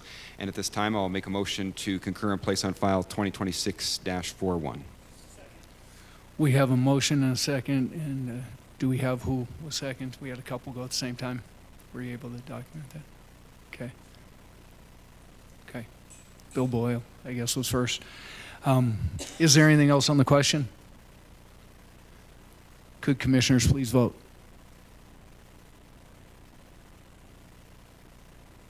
And would anyone like to change their vote? Clerk, please record the vote. 10 yea, 0 nay. 10 yeas, 0 nay, motion passes. So moving back to section 2, consent agenda A1 through 4 and B1 through 38. Do we have any friendly amendments and or segregations? Commissioner O'Neill. Thank you, Chief Executive. I'd like to segregate communication 22. Sorry. That's item number 22, communication number 2026-34. Thank you. Commissioner O'Leary. Appreciate it. Thank you, Mr. Chief Executive. I'd like to segregate 12, 2026-24. That's item number 12, communication number 2026-24. Are there any other friendly? Commissioner Morgan. Thank you, Mr. Chief Executive. I'd like to segregate number 1626-28. That's item number 16, communication number 2026-28. Are there any other friendly amendments or segregations? Seeing none, Commissioner Morgan. Thank you, Mr. Chief Executive. At this time, I'd like to make a motion that we approve Section 2, the consent agenda, A, the committee reports 1 through 4, B, communications 1 through 38, with the exclusions of number 12, 26-24, number 16, 26-28, and 2226-34. We have a motion and a second to approve tonight's consent agenda. Is there anything on the question? Could commissioners please vote?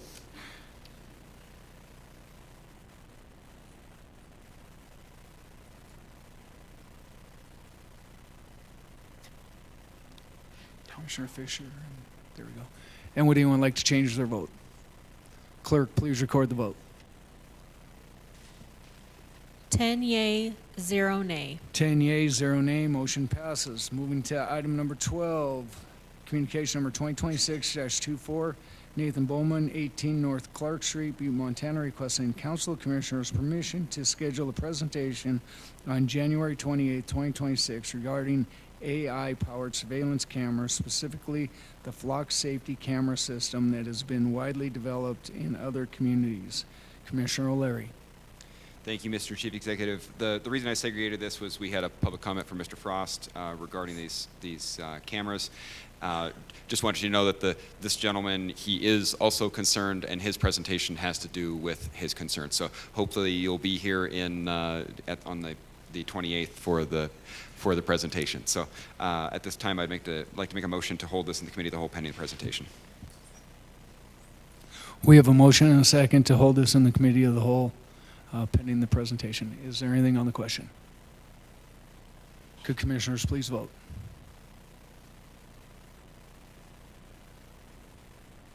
And would anyone like to change their vote? Clerk, please record the vote.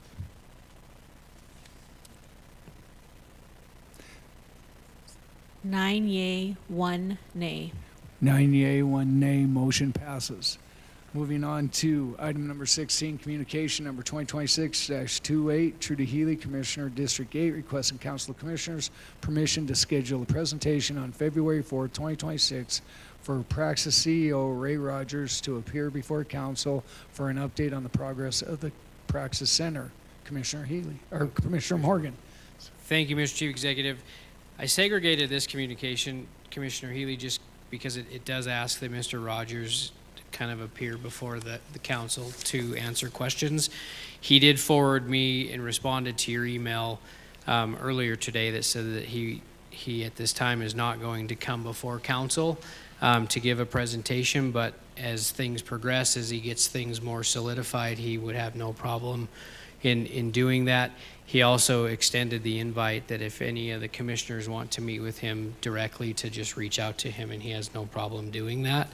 And so the reason of segregating is knowing that information. I just didn't know what your intent of the letter was, asking him to come before the body, and he's not going to come. So what would be your thought on that? Commissioner Morgan, Commissioner Healy. I did try to withdraw it, but it might have been too late. Okay. So I did email Barb, so it might have just been too late. Okay. Thank you, Commissioner Healy. Commissioner Morgan. So with that, just to keep the agenda clean, I would just make a motion that we note communication 2026-28 and place on file. We have a motion and a second to note and place on file communication number 2026-28. Is there anything on the question? Commissioner Fisher.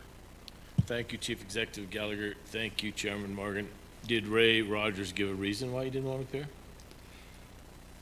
Commissioner Fisher, Commissioner Morgan. Thank you, Mr. Chief Executive. Just that he's still working on the project and didn't feel, I'm not putting words in his mouth, didn't have any update until things get more finalized before he comes to this body. But he did say if you have questions, feel free to reach out to him directly. Thank you. Thank you, Commissioner Morgan, Commissioner Fisher.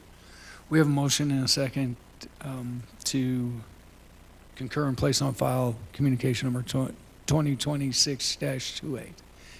Oh, note and place on file. My apologies. Note and place on file. Could commissioners please vote?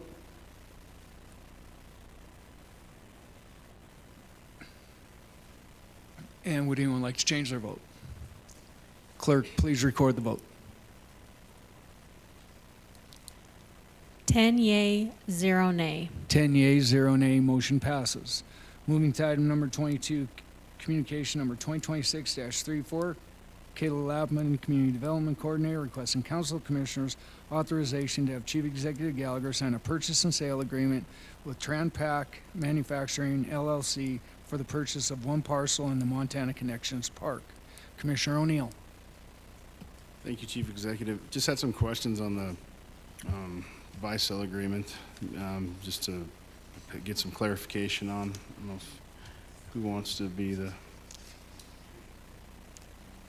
Would you like Ms. Lappin and then? whoever wants to answer the question, Okay. please.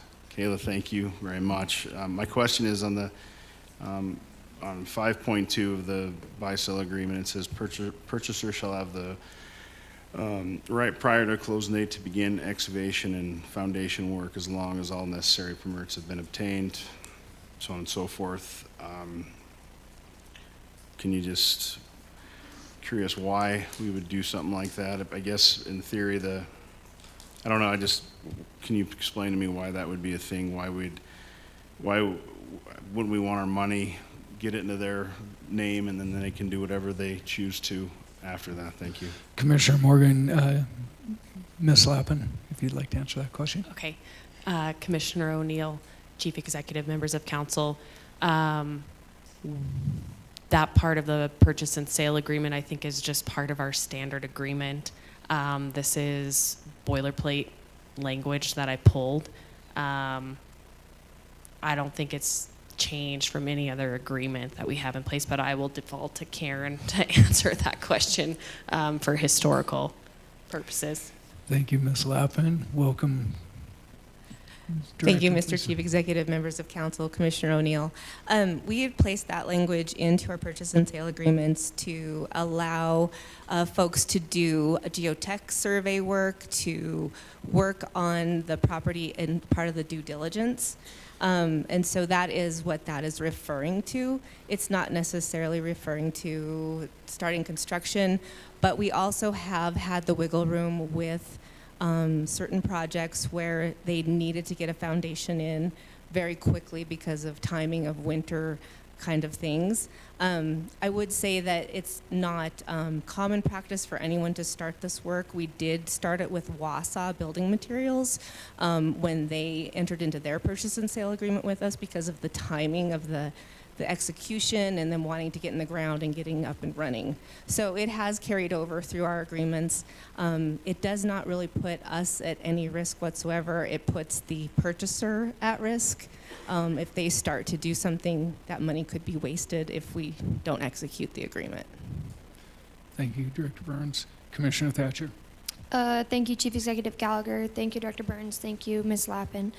Obviously, during public comment, we had some concern and public comment about noise pollution. I'm assuming you might be, or you maybe can introduce us and maybe somebody can touch on that, please. Thank you. Thank you, Commissioner Thatcher. Ms. Lappin. Commissioner Thatcher, Chief Executive Gallagher, members of council, I do have Christian Euland with me. He is the owner of Trampac Manufacturing and can definitely answer all of those questions about the noise. So I'll hand it over to Christian. Welcome, Mr. Euland. Thank you, and thank you, Chief Executive, Commissioners, and members of the council. Councilmember Thatcher,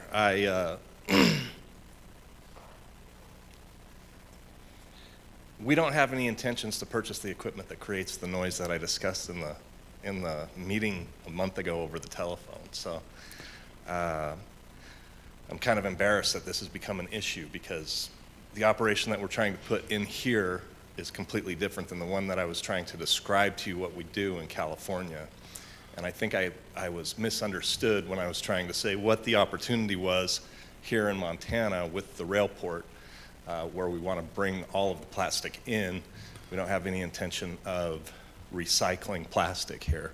However, the questions kind of went, and I started talking about decibel levels of our shredder that's in California, which we do not have any intention of putting here in Montana. So to answer your question, that's my answer. Thank you, Mr. Euland. Any other question? Commissioner Fisher, and then I'll go Commissioner O'Leary. Thank you, Chief Executive Gallagher. Thank you, Mr. Euland. I guess some of these questions are, you know, I as a commissioner tried to keep up on everything. I've not heard anything about this until it was on the agenda today. So one of my first questions was, what is Trampac and who is Christian Euland? which I know Christian Newland is now. I don't know much about Tranpac, but I would like to know a little more about that. The other thing is I have a little problem with selling this land in the TIFID anymore for $2,000 an acre when we're selling it and tying up land without a development going. I mean, DeVale right now, Faradine, RJW1, they're all got property out there, which we as council members have allowed them to have extensions, but right now that property is tied up and there's no development on it. When we're selling property for that cheap a price, I think we ought to have a timeline for development. And I think when we have a timeline for development, I think we got to have more information about what Tranpac's going to do. I mean, if they're going to build plastic pallets, which I heard tonight, we should know a little bit about their business plan and, you know, what kind of utilities it needs, just like we do with the data center. I just think we as commissioners need to have more. I realize this went through the TIFID board, but I have had no report on it. And I know that here tonight, I'm going to call on Mr. Barrett. He had a little comment on it, but I'm a little worried about how things are going. And it doesn't say how many acres, but if you figure $13,658, that's got to be 6 point some acres. So, I mean, this is a very vague communication to me, and at this time, I'm not comfortable moving forward with it unless I get sold a little better on this project. Commissioner Fisher, would you like to ask what this is of Ms. Lappin or Mr. Yulin?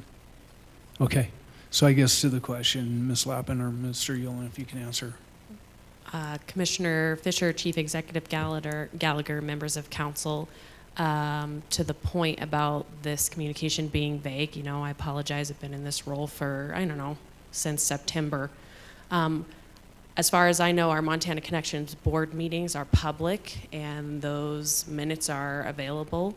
Actually, they'll be available at our next meeting, and you know, the project went through the Montana Connections board, and it was unanimously passed through the board. If there are other ways you'd like staff to proceed with these types of projects, I'm all ears. My phone number is available on the Butte-Silver website. If I need to submit additional information, I can definitely do that. This is not something that I'm privy to, of knowing what to do, and I'll default to Director Burns here. And you're right, I did not put the acreage in the communication, but it is 6.89 acres. It's tract R5. It's the final plat of the Montana Connections Rail Park subdivision. Again, in the Land Records Office, that information is available to the public. Thank you, Ms. Lappin. Director Burns, if you'd like to add to that as well.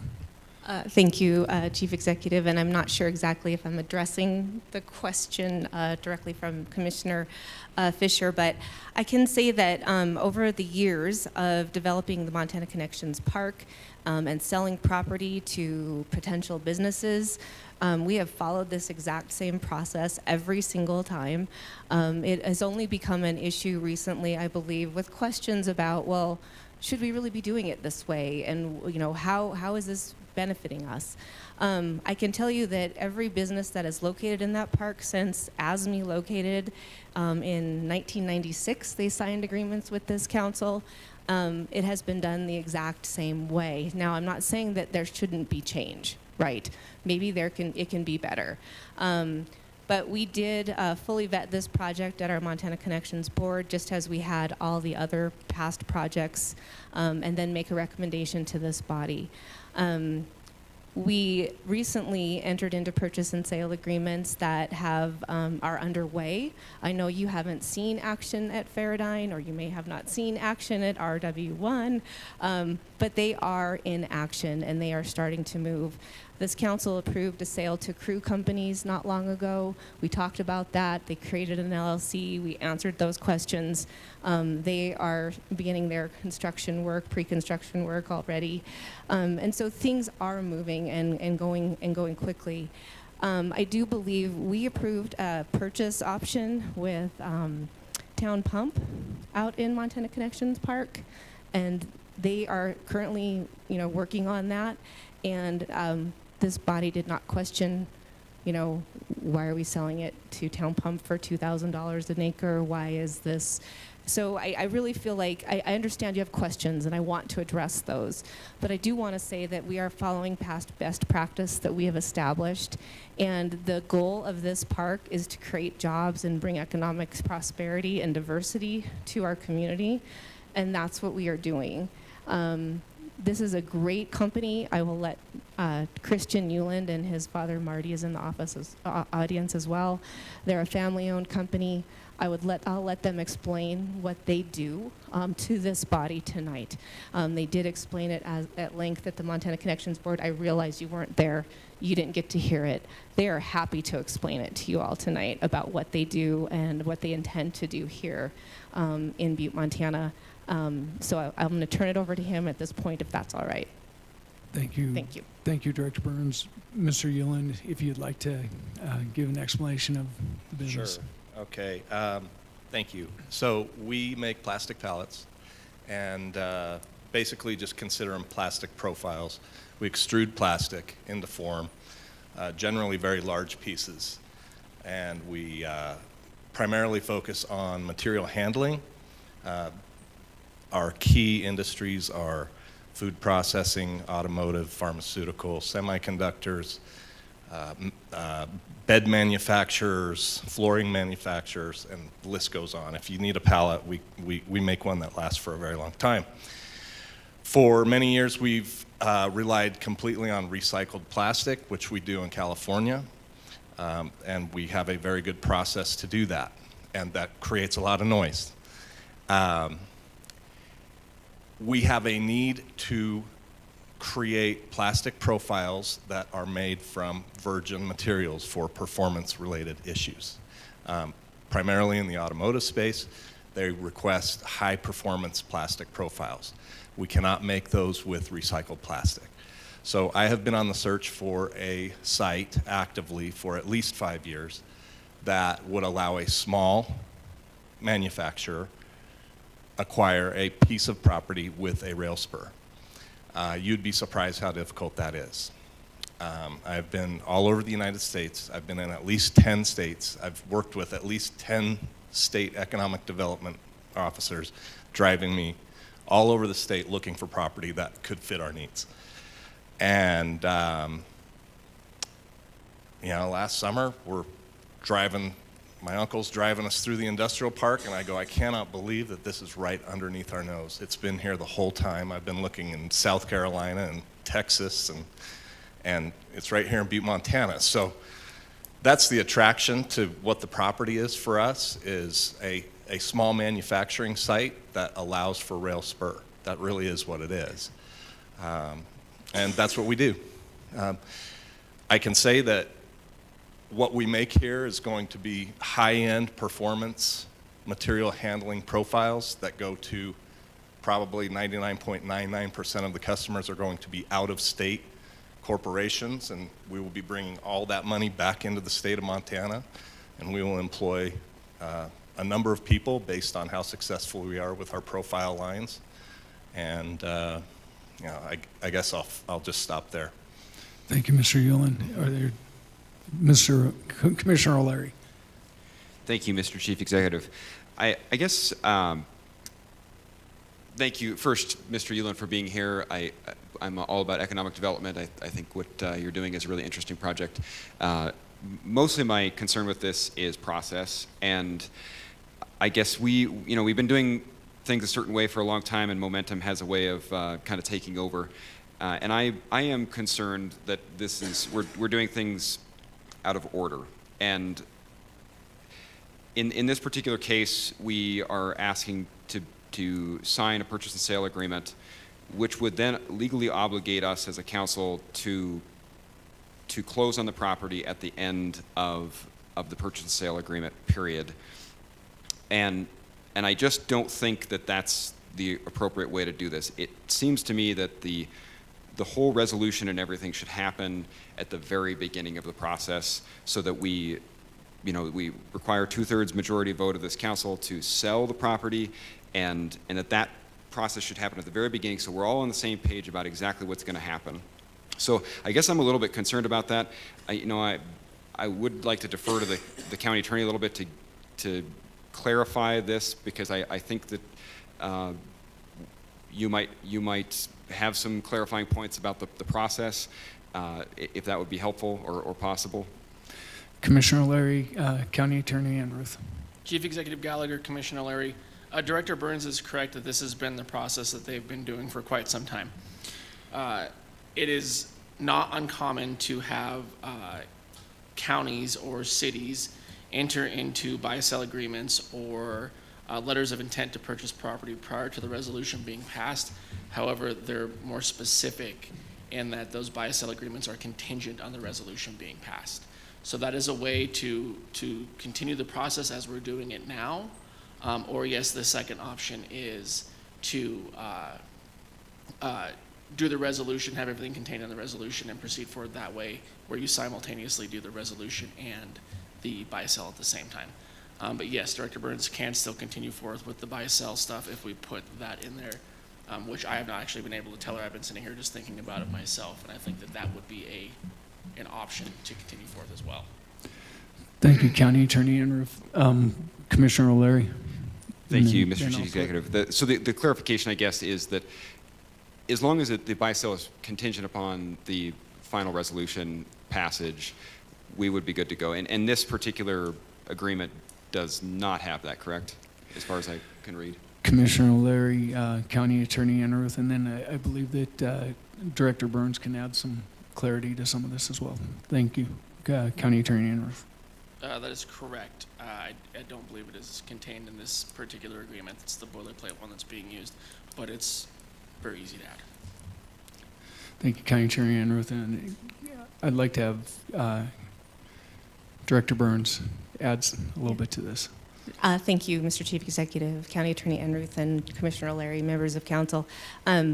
I actually had that exact same thought with our purchase and sale agreements that the county attorney just mentioned, and we had talked about that actually I didn't fill in the county attorney, I apologize. We had talked about that actually on Monday, that going forward that we would add that language to that section on the closing in the purchase and sale agreements to make that abundantly clear that, city and counties sell property through a resolution approval, and so that would be noted in that agreement.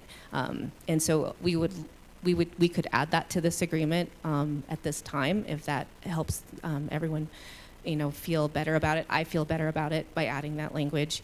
It makes it abundantly clear that that's our process, and it kind of answers those questions.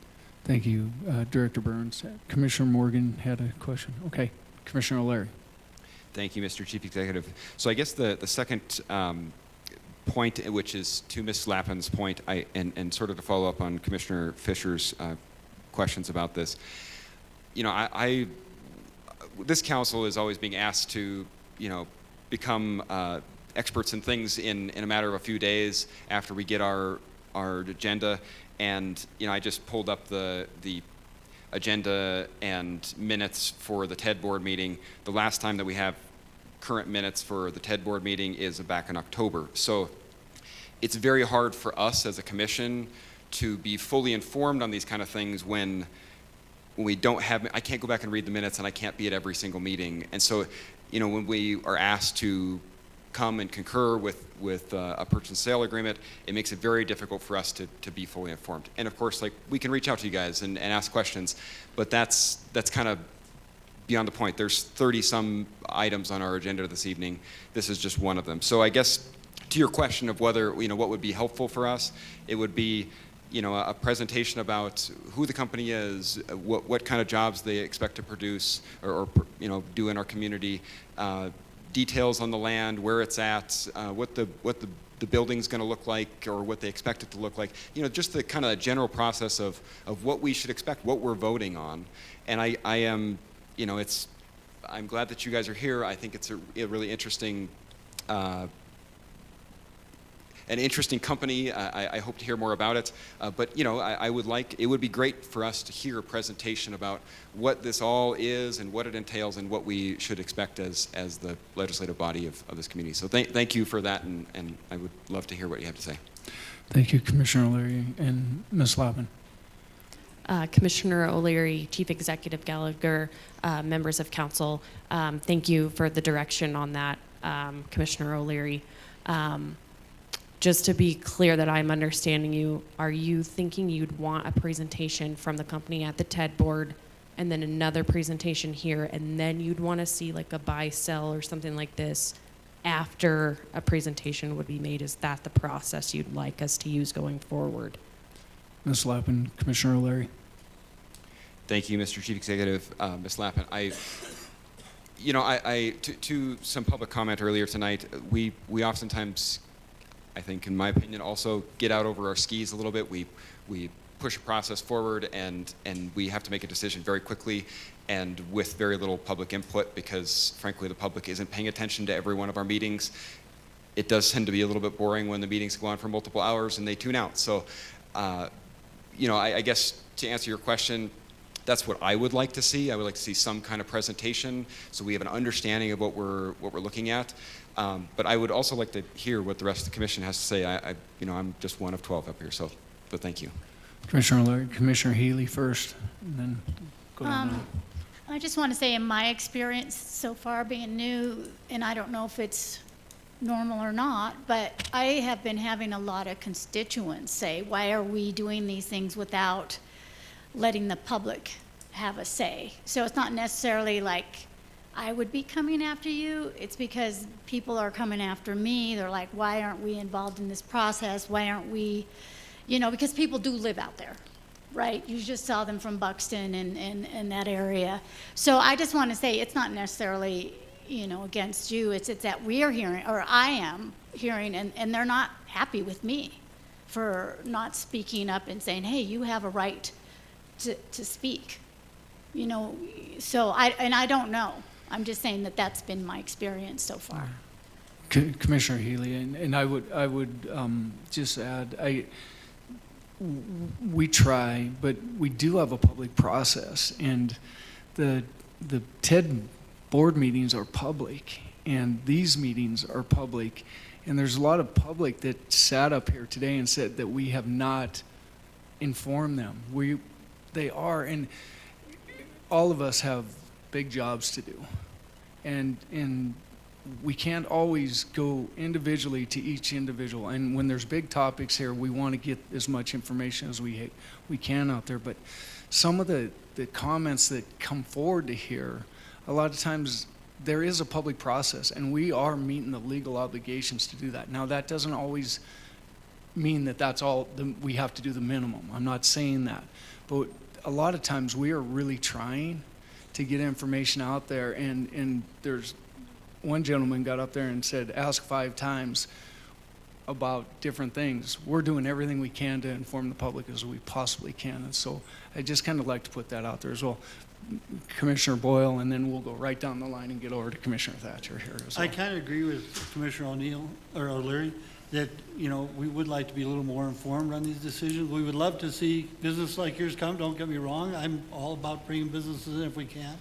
But we have to bring them in the right way and make sure we're not getting caught up in certain things. And I know it's kind of an inconvenience, but, we all can't go to every board meeting everywhere. So I would like to see some kind of notification of what's going on and what it's going to entail, instead of just a buy-sell agreement all of a sudden and vote on it also. Thank you. Thank you, Commissioner Boyle. And then I think Commissioner Shea, were you next? Sure. I'm going to go right down the line because I see hands everywhere. That works, yeah. Yeah, that works. I don't want to make it feel like we're questioning the past practice, or yes, I do believe that there's room for improvement with our processes and whatnot. Our job is also under the laws of public participation is to also facilitate it, not just offer it.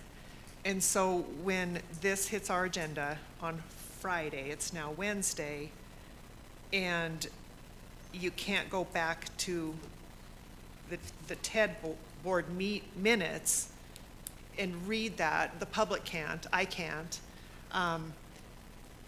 That's where I feel like we might be falling down a little bit, is getting the public informed. If there's no minutes there, we can't really say, well, you were told. you should know. And I wish the public would participate more too, I really do. I wish they would come to every meeting or watch every meeting. They don't. And I, like Commissioner Healy and like a lot of people up here, we do get the calls from people that say, they do pay attention, to the council meetings. So when they see that, they don't really realize that there was a meeting ahead of that. And even if they did, they couldn't go back and see the minutes to understand what it is. I love the project, by the way. I think it's great to bring something like that here. This is what that place is built for. And I think the team that works out there bringing projects in is phenomenal.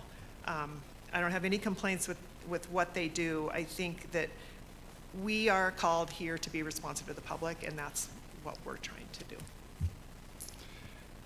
Commissioner Morgan. Thank you, Mr. Chief Executive. Just to kind of continue to add to what, has been said here, I do sit on the TED board, or the Connections board, and I just want this body to know that a lot of these discussions that we're having tonight have already happened at the Connections meeting. A lot of the questions get asked and answered, and I understand not every commissioner is there, and there's no minutes and set forth, but the board really does do a due diligence check on making sure that the project that they're looking at fits the needs of where it's going. Now, yes, it is pointed out that the process is flawed in the sense of, the commissioners right now are sitting up here saying that they want a little bit more information. And so that is something that can easily be addressed. On the premise that the public needs to know more information, there's a little bit of an issue with that, because there still has to be an entry point of every communication to go out into the public. And this is that pathway. I mean, it gets on a public agenda that's posted that allows all of us that are looking at the agenda to ask questions. So in my purview, you guys are all doing what you were elected to do by asking these questions. And that's the biggest thing that we all have to remember, is that this was the entry point. Commissioner Fisher obviously had some questions with it, O'Leary. And guess what? You brought those questions forward, and I think that's the important thing to remember. There's nothing in this agreement that I can see that says that a decision has to be made tonight. And so, I mean, if it is the purview of the council to hold it, and, if the owner wasn't here to give us an explanation, simply ask the question to Kayla hey, we need a little bit more information on that. I mean, that is the process.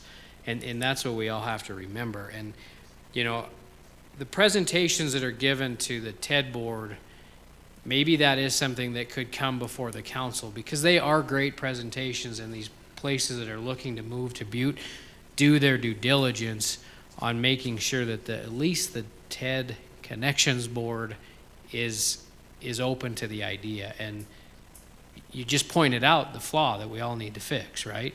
I mean, that's what we're here to do, is solve the problems. I think Director Burns and Kayla, Ms. Lappin, they've heard that. And so now as we move forward, keep in mind that, when we have something like that, maybe we need to bring that presentation to the council and let them digest it and really try to answer some of the questions that the public is asking. So just want to stress the public side of this agenda is doing what it needs to do, and the council is doing what it needs to do by asking the questions. Thank you. Thank you, Commissioner Morgan. And go to Commissioner Thatcher. So I know you kind of are on my right side sometimes. You're good. I forget each Thank you, Chief Executive Gallagher. I guess I have a couple things I'd like to say. I guess I'm confused, because if we want the report to come to us anyway, what is the purpose of having a TED board? Why do we have a TED board then, if we're gonna just waste their time by saying, well, we don't really care what your recommendation is, we want all of this information to come to us anyway. So I guess I hope the commissioners think about that. The second thing that's really frustrating me is, why are we waiting to comment on processes? I mean, we meet every single week, and obviously we have had issues with processes and procedures as far as selling property, but why are we waiting until a business is in front of us and until a company wants to make an investment into our community, and we sit up here and we're arguing about right in front of the landowner, I mean the potential landowner, well, we don't even like the way we do it. So, I mean, to me it's concerning, like what if other entities and companies are looking to invest in our community and this is what they see? In my mind, I feel like they'd be like, these guys are so close to business, so close to development. We can sit up here and say, sir, I love your company, it's great, but we're giving you every reason to say, whoa, maybe I should pump the brakes. Do you agree? You don't have to answer that. You don't have to answer that. I really like this. I really like it here, so. And that's the thing, is like we have such a wonderful community that these companies are genuinely wanting to come here, and we are, unfortunately, this body, in my opinion, is giving them reasons to decide not to. And I think that's crazy because yes, we have an obligation to, like Michelle said, facilitate, Commissioner Shea said, facilitate these meetings and do all of this, but it's also our obligation to see this community flourish. To see it flourish beyond when I'm here, beyond when my kids are here. That is our, in my opinion, my truest obligation. I want this community to be around for a very long time, and if we continue to close ourselves off to potential opportunities and to promising development, we won't be around. So I'm asking that if we continue to have these conversations about the processes and the procedures, that maybe we get together in a separate meeting that isn't in front of a development that wants to come here. That we do this as our job to this community, that we do it on our own, that we have these meetings ourselves. I know that with other real estate, we've had committee meetings. We need to do something like that instead of when it comes directly to us, in my opinion. So I hope that we continue to draw businesses here, and I hope that we continue to take a hard look at, you know, who we are as a community and the opportunities that we hope to see come forward to us. So thank you. Thank you, Commissioner Thatcher. Commissioner Fisher. Thank you, Chief Executive Gallagher. Yeah, Commissioner Thatcher, you're correct on a lot of things, but you're kind of spinning off on some other stuff there that's not correct. Every one of us want a business to come to Butte, and we're just looking at doing it the proper way. You know, the TRIFID board or any other board, they're not elected. They don't get the phone calls. We're elected people. We have a right to know and file the process and answer the questions from the people. Now, if you knew more about what's taking place at Tranpac and the buy-sell without any information coming before you, before the council, that's not my job to go seek it. It's their job to bring it to us. We are the governing board. We are elected officials. The TIFID board, they're not elected. Any other board's not elected. The URA board's not elected. The trouble, in my opinion, and we're getting off the subject of my spin, is there's too many non-elected people making decisions in Butte-Silver Bow, and we're getting blamed for rubber stamping them. All I'm up here to do is to clarify what's coming through to me from my people so that I'm not rubber stamping things. And if I knew what Turnpack was, and I know now Christian, I knew the Yulin family forever. I mean, I know Ron and Don, and I've known the whole family for a long time. But the thing about this, unless we question the integrity of what's happening, if these boards are coming to us, I mean, there's so much going on in the world today. We've got to update with it. I mean, just because we've been doing this for 20 years and it's sunsetting out there, that don't mean we're doing it right in the 2026 era. I mean, I've sat here for 13 years. I can tell you things that happen, and you know better. We've extended a lot of these contracts, which is great. Karen does a great job, but her hands are full. Our hands are full. I don't want to be on a council that's called rubber stampers. I want to know the answers, and I want to make the questions. Thank you. Thank you, Commissioner Fisher. Any other comments? Commissioner Thatcher. Thank you, Chief Executive Gallagher. Commissioner Fisher, I'm in agreement with all of you guys. All I'm saying is that it isn't, in my opinion, an appropriate time. Like, why can't we have these discussions at a different time other than when this comes to our agenda? I mean, even the price point that you're concerned about. Every property out there, it's an economic development tool to get businesses to come here. That is why we sell property out there for $2,000 an acre. In my opinion, that area is flourishing. I hope it's the same as everybody else's. There's a reason it's flourishing, because we use tools such as selling an acre for $2,000 per acre. That is a tool. So I don't disagree with the idea of everybody here tonight.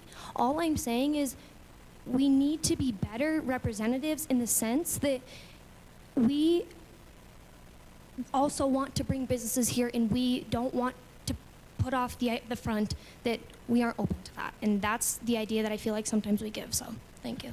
Thank you, Commissioner Thatcher, Commissioner Callahan, and then Commissioner O'Neill. Thank you, Chief Executive Gallagher. I just want to say thanks to the Yulin family for choosing Butte. We're fortunate that you guys stumbled across this area and were able to come here. And I have to apologize. You guys shouldn't have to sit and listen to this. This kettle's been boiling for a while. It's starting to flow over. One of my concerns is we were told tonight that the Tiffin board approved it. They saw the presentation. The Tiffin board don't have the authority to sell that property. They have to come to us. Why they think they should come to the Tiffin board and say, well, you guys just come and rubber stamp it like Mr. Fisher says, is unfortunate. And it's unfortunate that you guys are here when this is all coming about. But we're very happy that you're choosing us. We're going to do the best we can to help you guys get through it. And hopefully your business is a success. And through this whole thing tonight, hopefully we'll get things done better.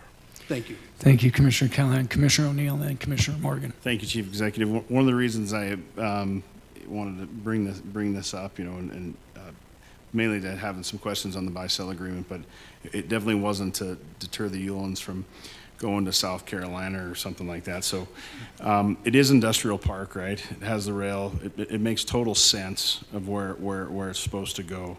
The Yulins are here for questions. We could ask them questions. It's a perfect opportunity to make a good business develop out there. Any of your questions you can ask them. They're in the room. So that's my 2 cents for this moment, I guess. Thank you, Commissioner O'Neill. Commissioner Morgan. Thank you, Mr. Chief Executive. I just want to clarify something from Commissioner Callahan, just to make sure that I heard you correctly. So the TED board, the Connections board, did not approve a sale to Mr. Euland as far as that goes. We did have a kind of an investigative meeting and went through and had a presentation of what they were looking for. On the question of what is the purpose of a committee, and I know many of you, all of you are on committees, so you really do know the answer to that, is that the boards are there to vet certain issues as they go through, and that's exactly what the Connection Board does. Mr. Euland, on a phone call a couple of times, had to answer quite a few questions that really, kind of vetted the process, if you will, that, again, maybe those same questions could be asked again and answered.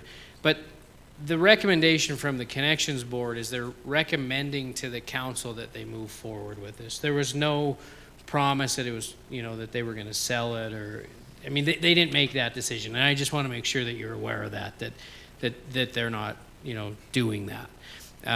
They're an advisory to the council, so they're advising that says, hey, we've got all of our questions asked and answered, and now we're going to hand it off to the council to ask their questions and get them answered as they go through the process. And with Mr. Euland here, again, just to make this go back to where we're at on the agenda, the communication that's before us is the buy-sell. It's been instructed, it's been added by the county attorney that some language needs to be added to it, to bring that back. Ms. Burns, agreed that some of that language should be done. So I think the proper spot for this communication to continue forward would be to hold this communication in the committee of the whole so that we can ask for the agreement to be amended, to add the language, and then the council at that point can continue the discussions, allow for more questions to come in from their constituents, and then answer those questions or ask those questions at a later date. Now, I don't believe we'll have Mr. Euland here every week, but those questions can be facilitated through it. So at this time, I would just make a motion that we hold communication 26-34 in the committee of the whole and ask that the agreement be changed as the discussion on the floor indicated. We have a motion and a second to hold this in the committee of the whole to add language to the contract, and it's contingent on the resolution. Is it? Okay, contingent on the resolution. Okay. County Attorney, is that correct language that we're going? Chief Executive Gallagher, Commissioners, Director Burns, and I will get it handled. That's what we're going to add in. Thank you. That's a good answer. Okay. So hold this in the committee of the whole. Commissioner Fisher. Thank you, Chief Executive. I'm not certain, Evan Barrett spoke earlier. I don't know if he wants to say anything before this is over. If he does, you're welcome to the. I want to tie up your time. I would only advise that somebody have contact to the constituent who raised the issue of the noise and make sure she understands the answer that was given here tonight. Okay. So we have a motion and a second. Is there anything else on the question? Could commissioners please vote?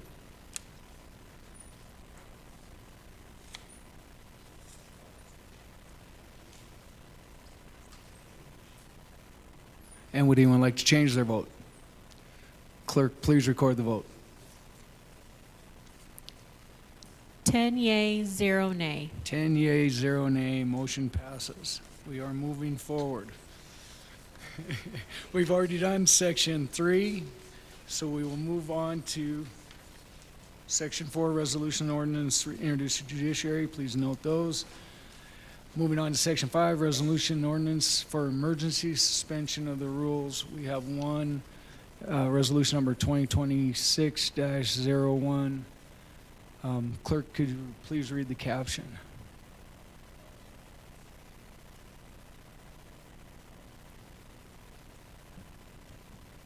Resolution number 2026-01, a resolution amending the budget during the fiscal year after conducting a public hearing at a regularly scheduled meeting of the Council of Commissioners in accordance with Section 7-6-4006 MCA, appropriating unanticipated grant revenue from the Montana Department of Natural Resources and Conservation, DNRC, for the purposes of remedial investigation and site planning for Father Sheehan Park and providing for an effective date herein. Commissioner Morgan, I know we kind of jumped to procedure. Thank you, Mr. Chief Executive. I move for the suspension of the rules for the purpose of passing Council Resolution 2026-01 by waiving subsection 7 of Rule 36 of the Rules and Order of the Council of Commissioners, thereby having it considered for advanced passage without reference to the Judiciary Committee. We have a motion and a second to suspend the rules for resolution number 2026-01. Is there anything on the question? Could commissioners please vote?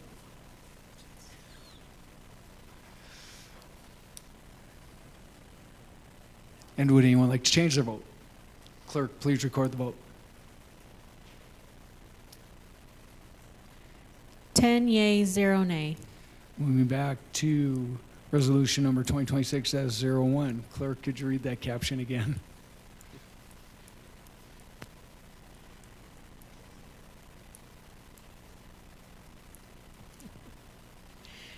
Resolution number 2026-01, a resolution amending the budget during the fiscal year after conducting a public hearing at a regularly scheduled meeting of the Council of Commissioners in accordance with Section 7-6-4006 MCA, appropriating unanticipated grant revenue from the Montana Department of Natural Resources and Conservation, DNRC, for the purposes of remedial investigation and site planning for Father Sheehan Park and providing for an effective date herein.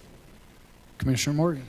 Thank you, Mr. Chief Executive. I move to place Council Resolution 2026-01 on final reading and pass, having been deemed fully read at length. Second. We have a motion and a second placing resolution number 2026-01 on final reading. Is there anything on the question? Could commissioners please vote? And would anyone like to change their vote? Clerk, please record the vote. 10 yeas, 0 nay. 10 yeas, 0 nay, motion passes. Moving on to Section 6, Resolutions Ordinance for final reading. We have one, Resolution Number 2025-72. Clerk, please read the caption. A resolution amending the budget during the fiscal year after conducting a public hearing at a regularly scheduled meeting of the Council of Commissioners in accordance with Section 7-6-4006 MCA, appropriating unanticipated revenue from the Montana State Department of Commerce to the Butte-Silver Community Development Department to be expended in the Community Development Fund for redevelopment of the Phoenix Building and providing for an effective date herein. Commissioner Morgan. Thank you, Mr. Chief Executive. At this time, I move to place Council Resolution 25-72 on final reading and pass, having been deemed fully read at length. Second. We have a motion and a second, placing Resolution Number 2025-72 on final reading. Is there anything on the question? Could Commissioners please vote? And would anyone like to change their vote? Clerk, please record the vote. 10 yeas, 0 nay. 10 yeas, 0 nay, motion passes. Moving on to calendar and other meeting events, please note dates and times of all of our meetings that are going. And then I would open it up for any public comment on any item that is not on tonight's agenda. Seeing none, I would take a motion to adjourn. I see Mr. Gerbrandt hasn't taken off his running shoes yet, so that's a positive thing. I'll make a motion that we adjourn. We have a motion and a second.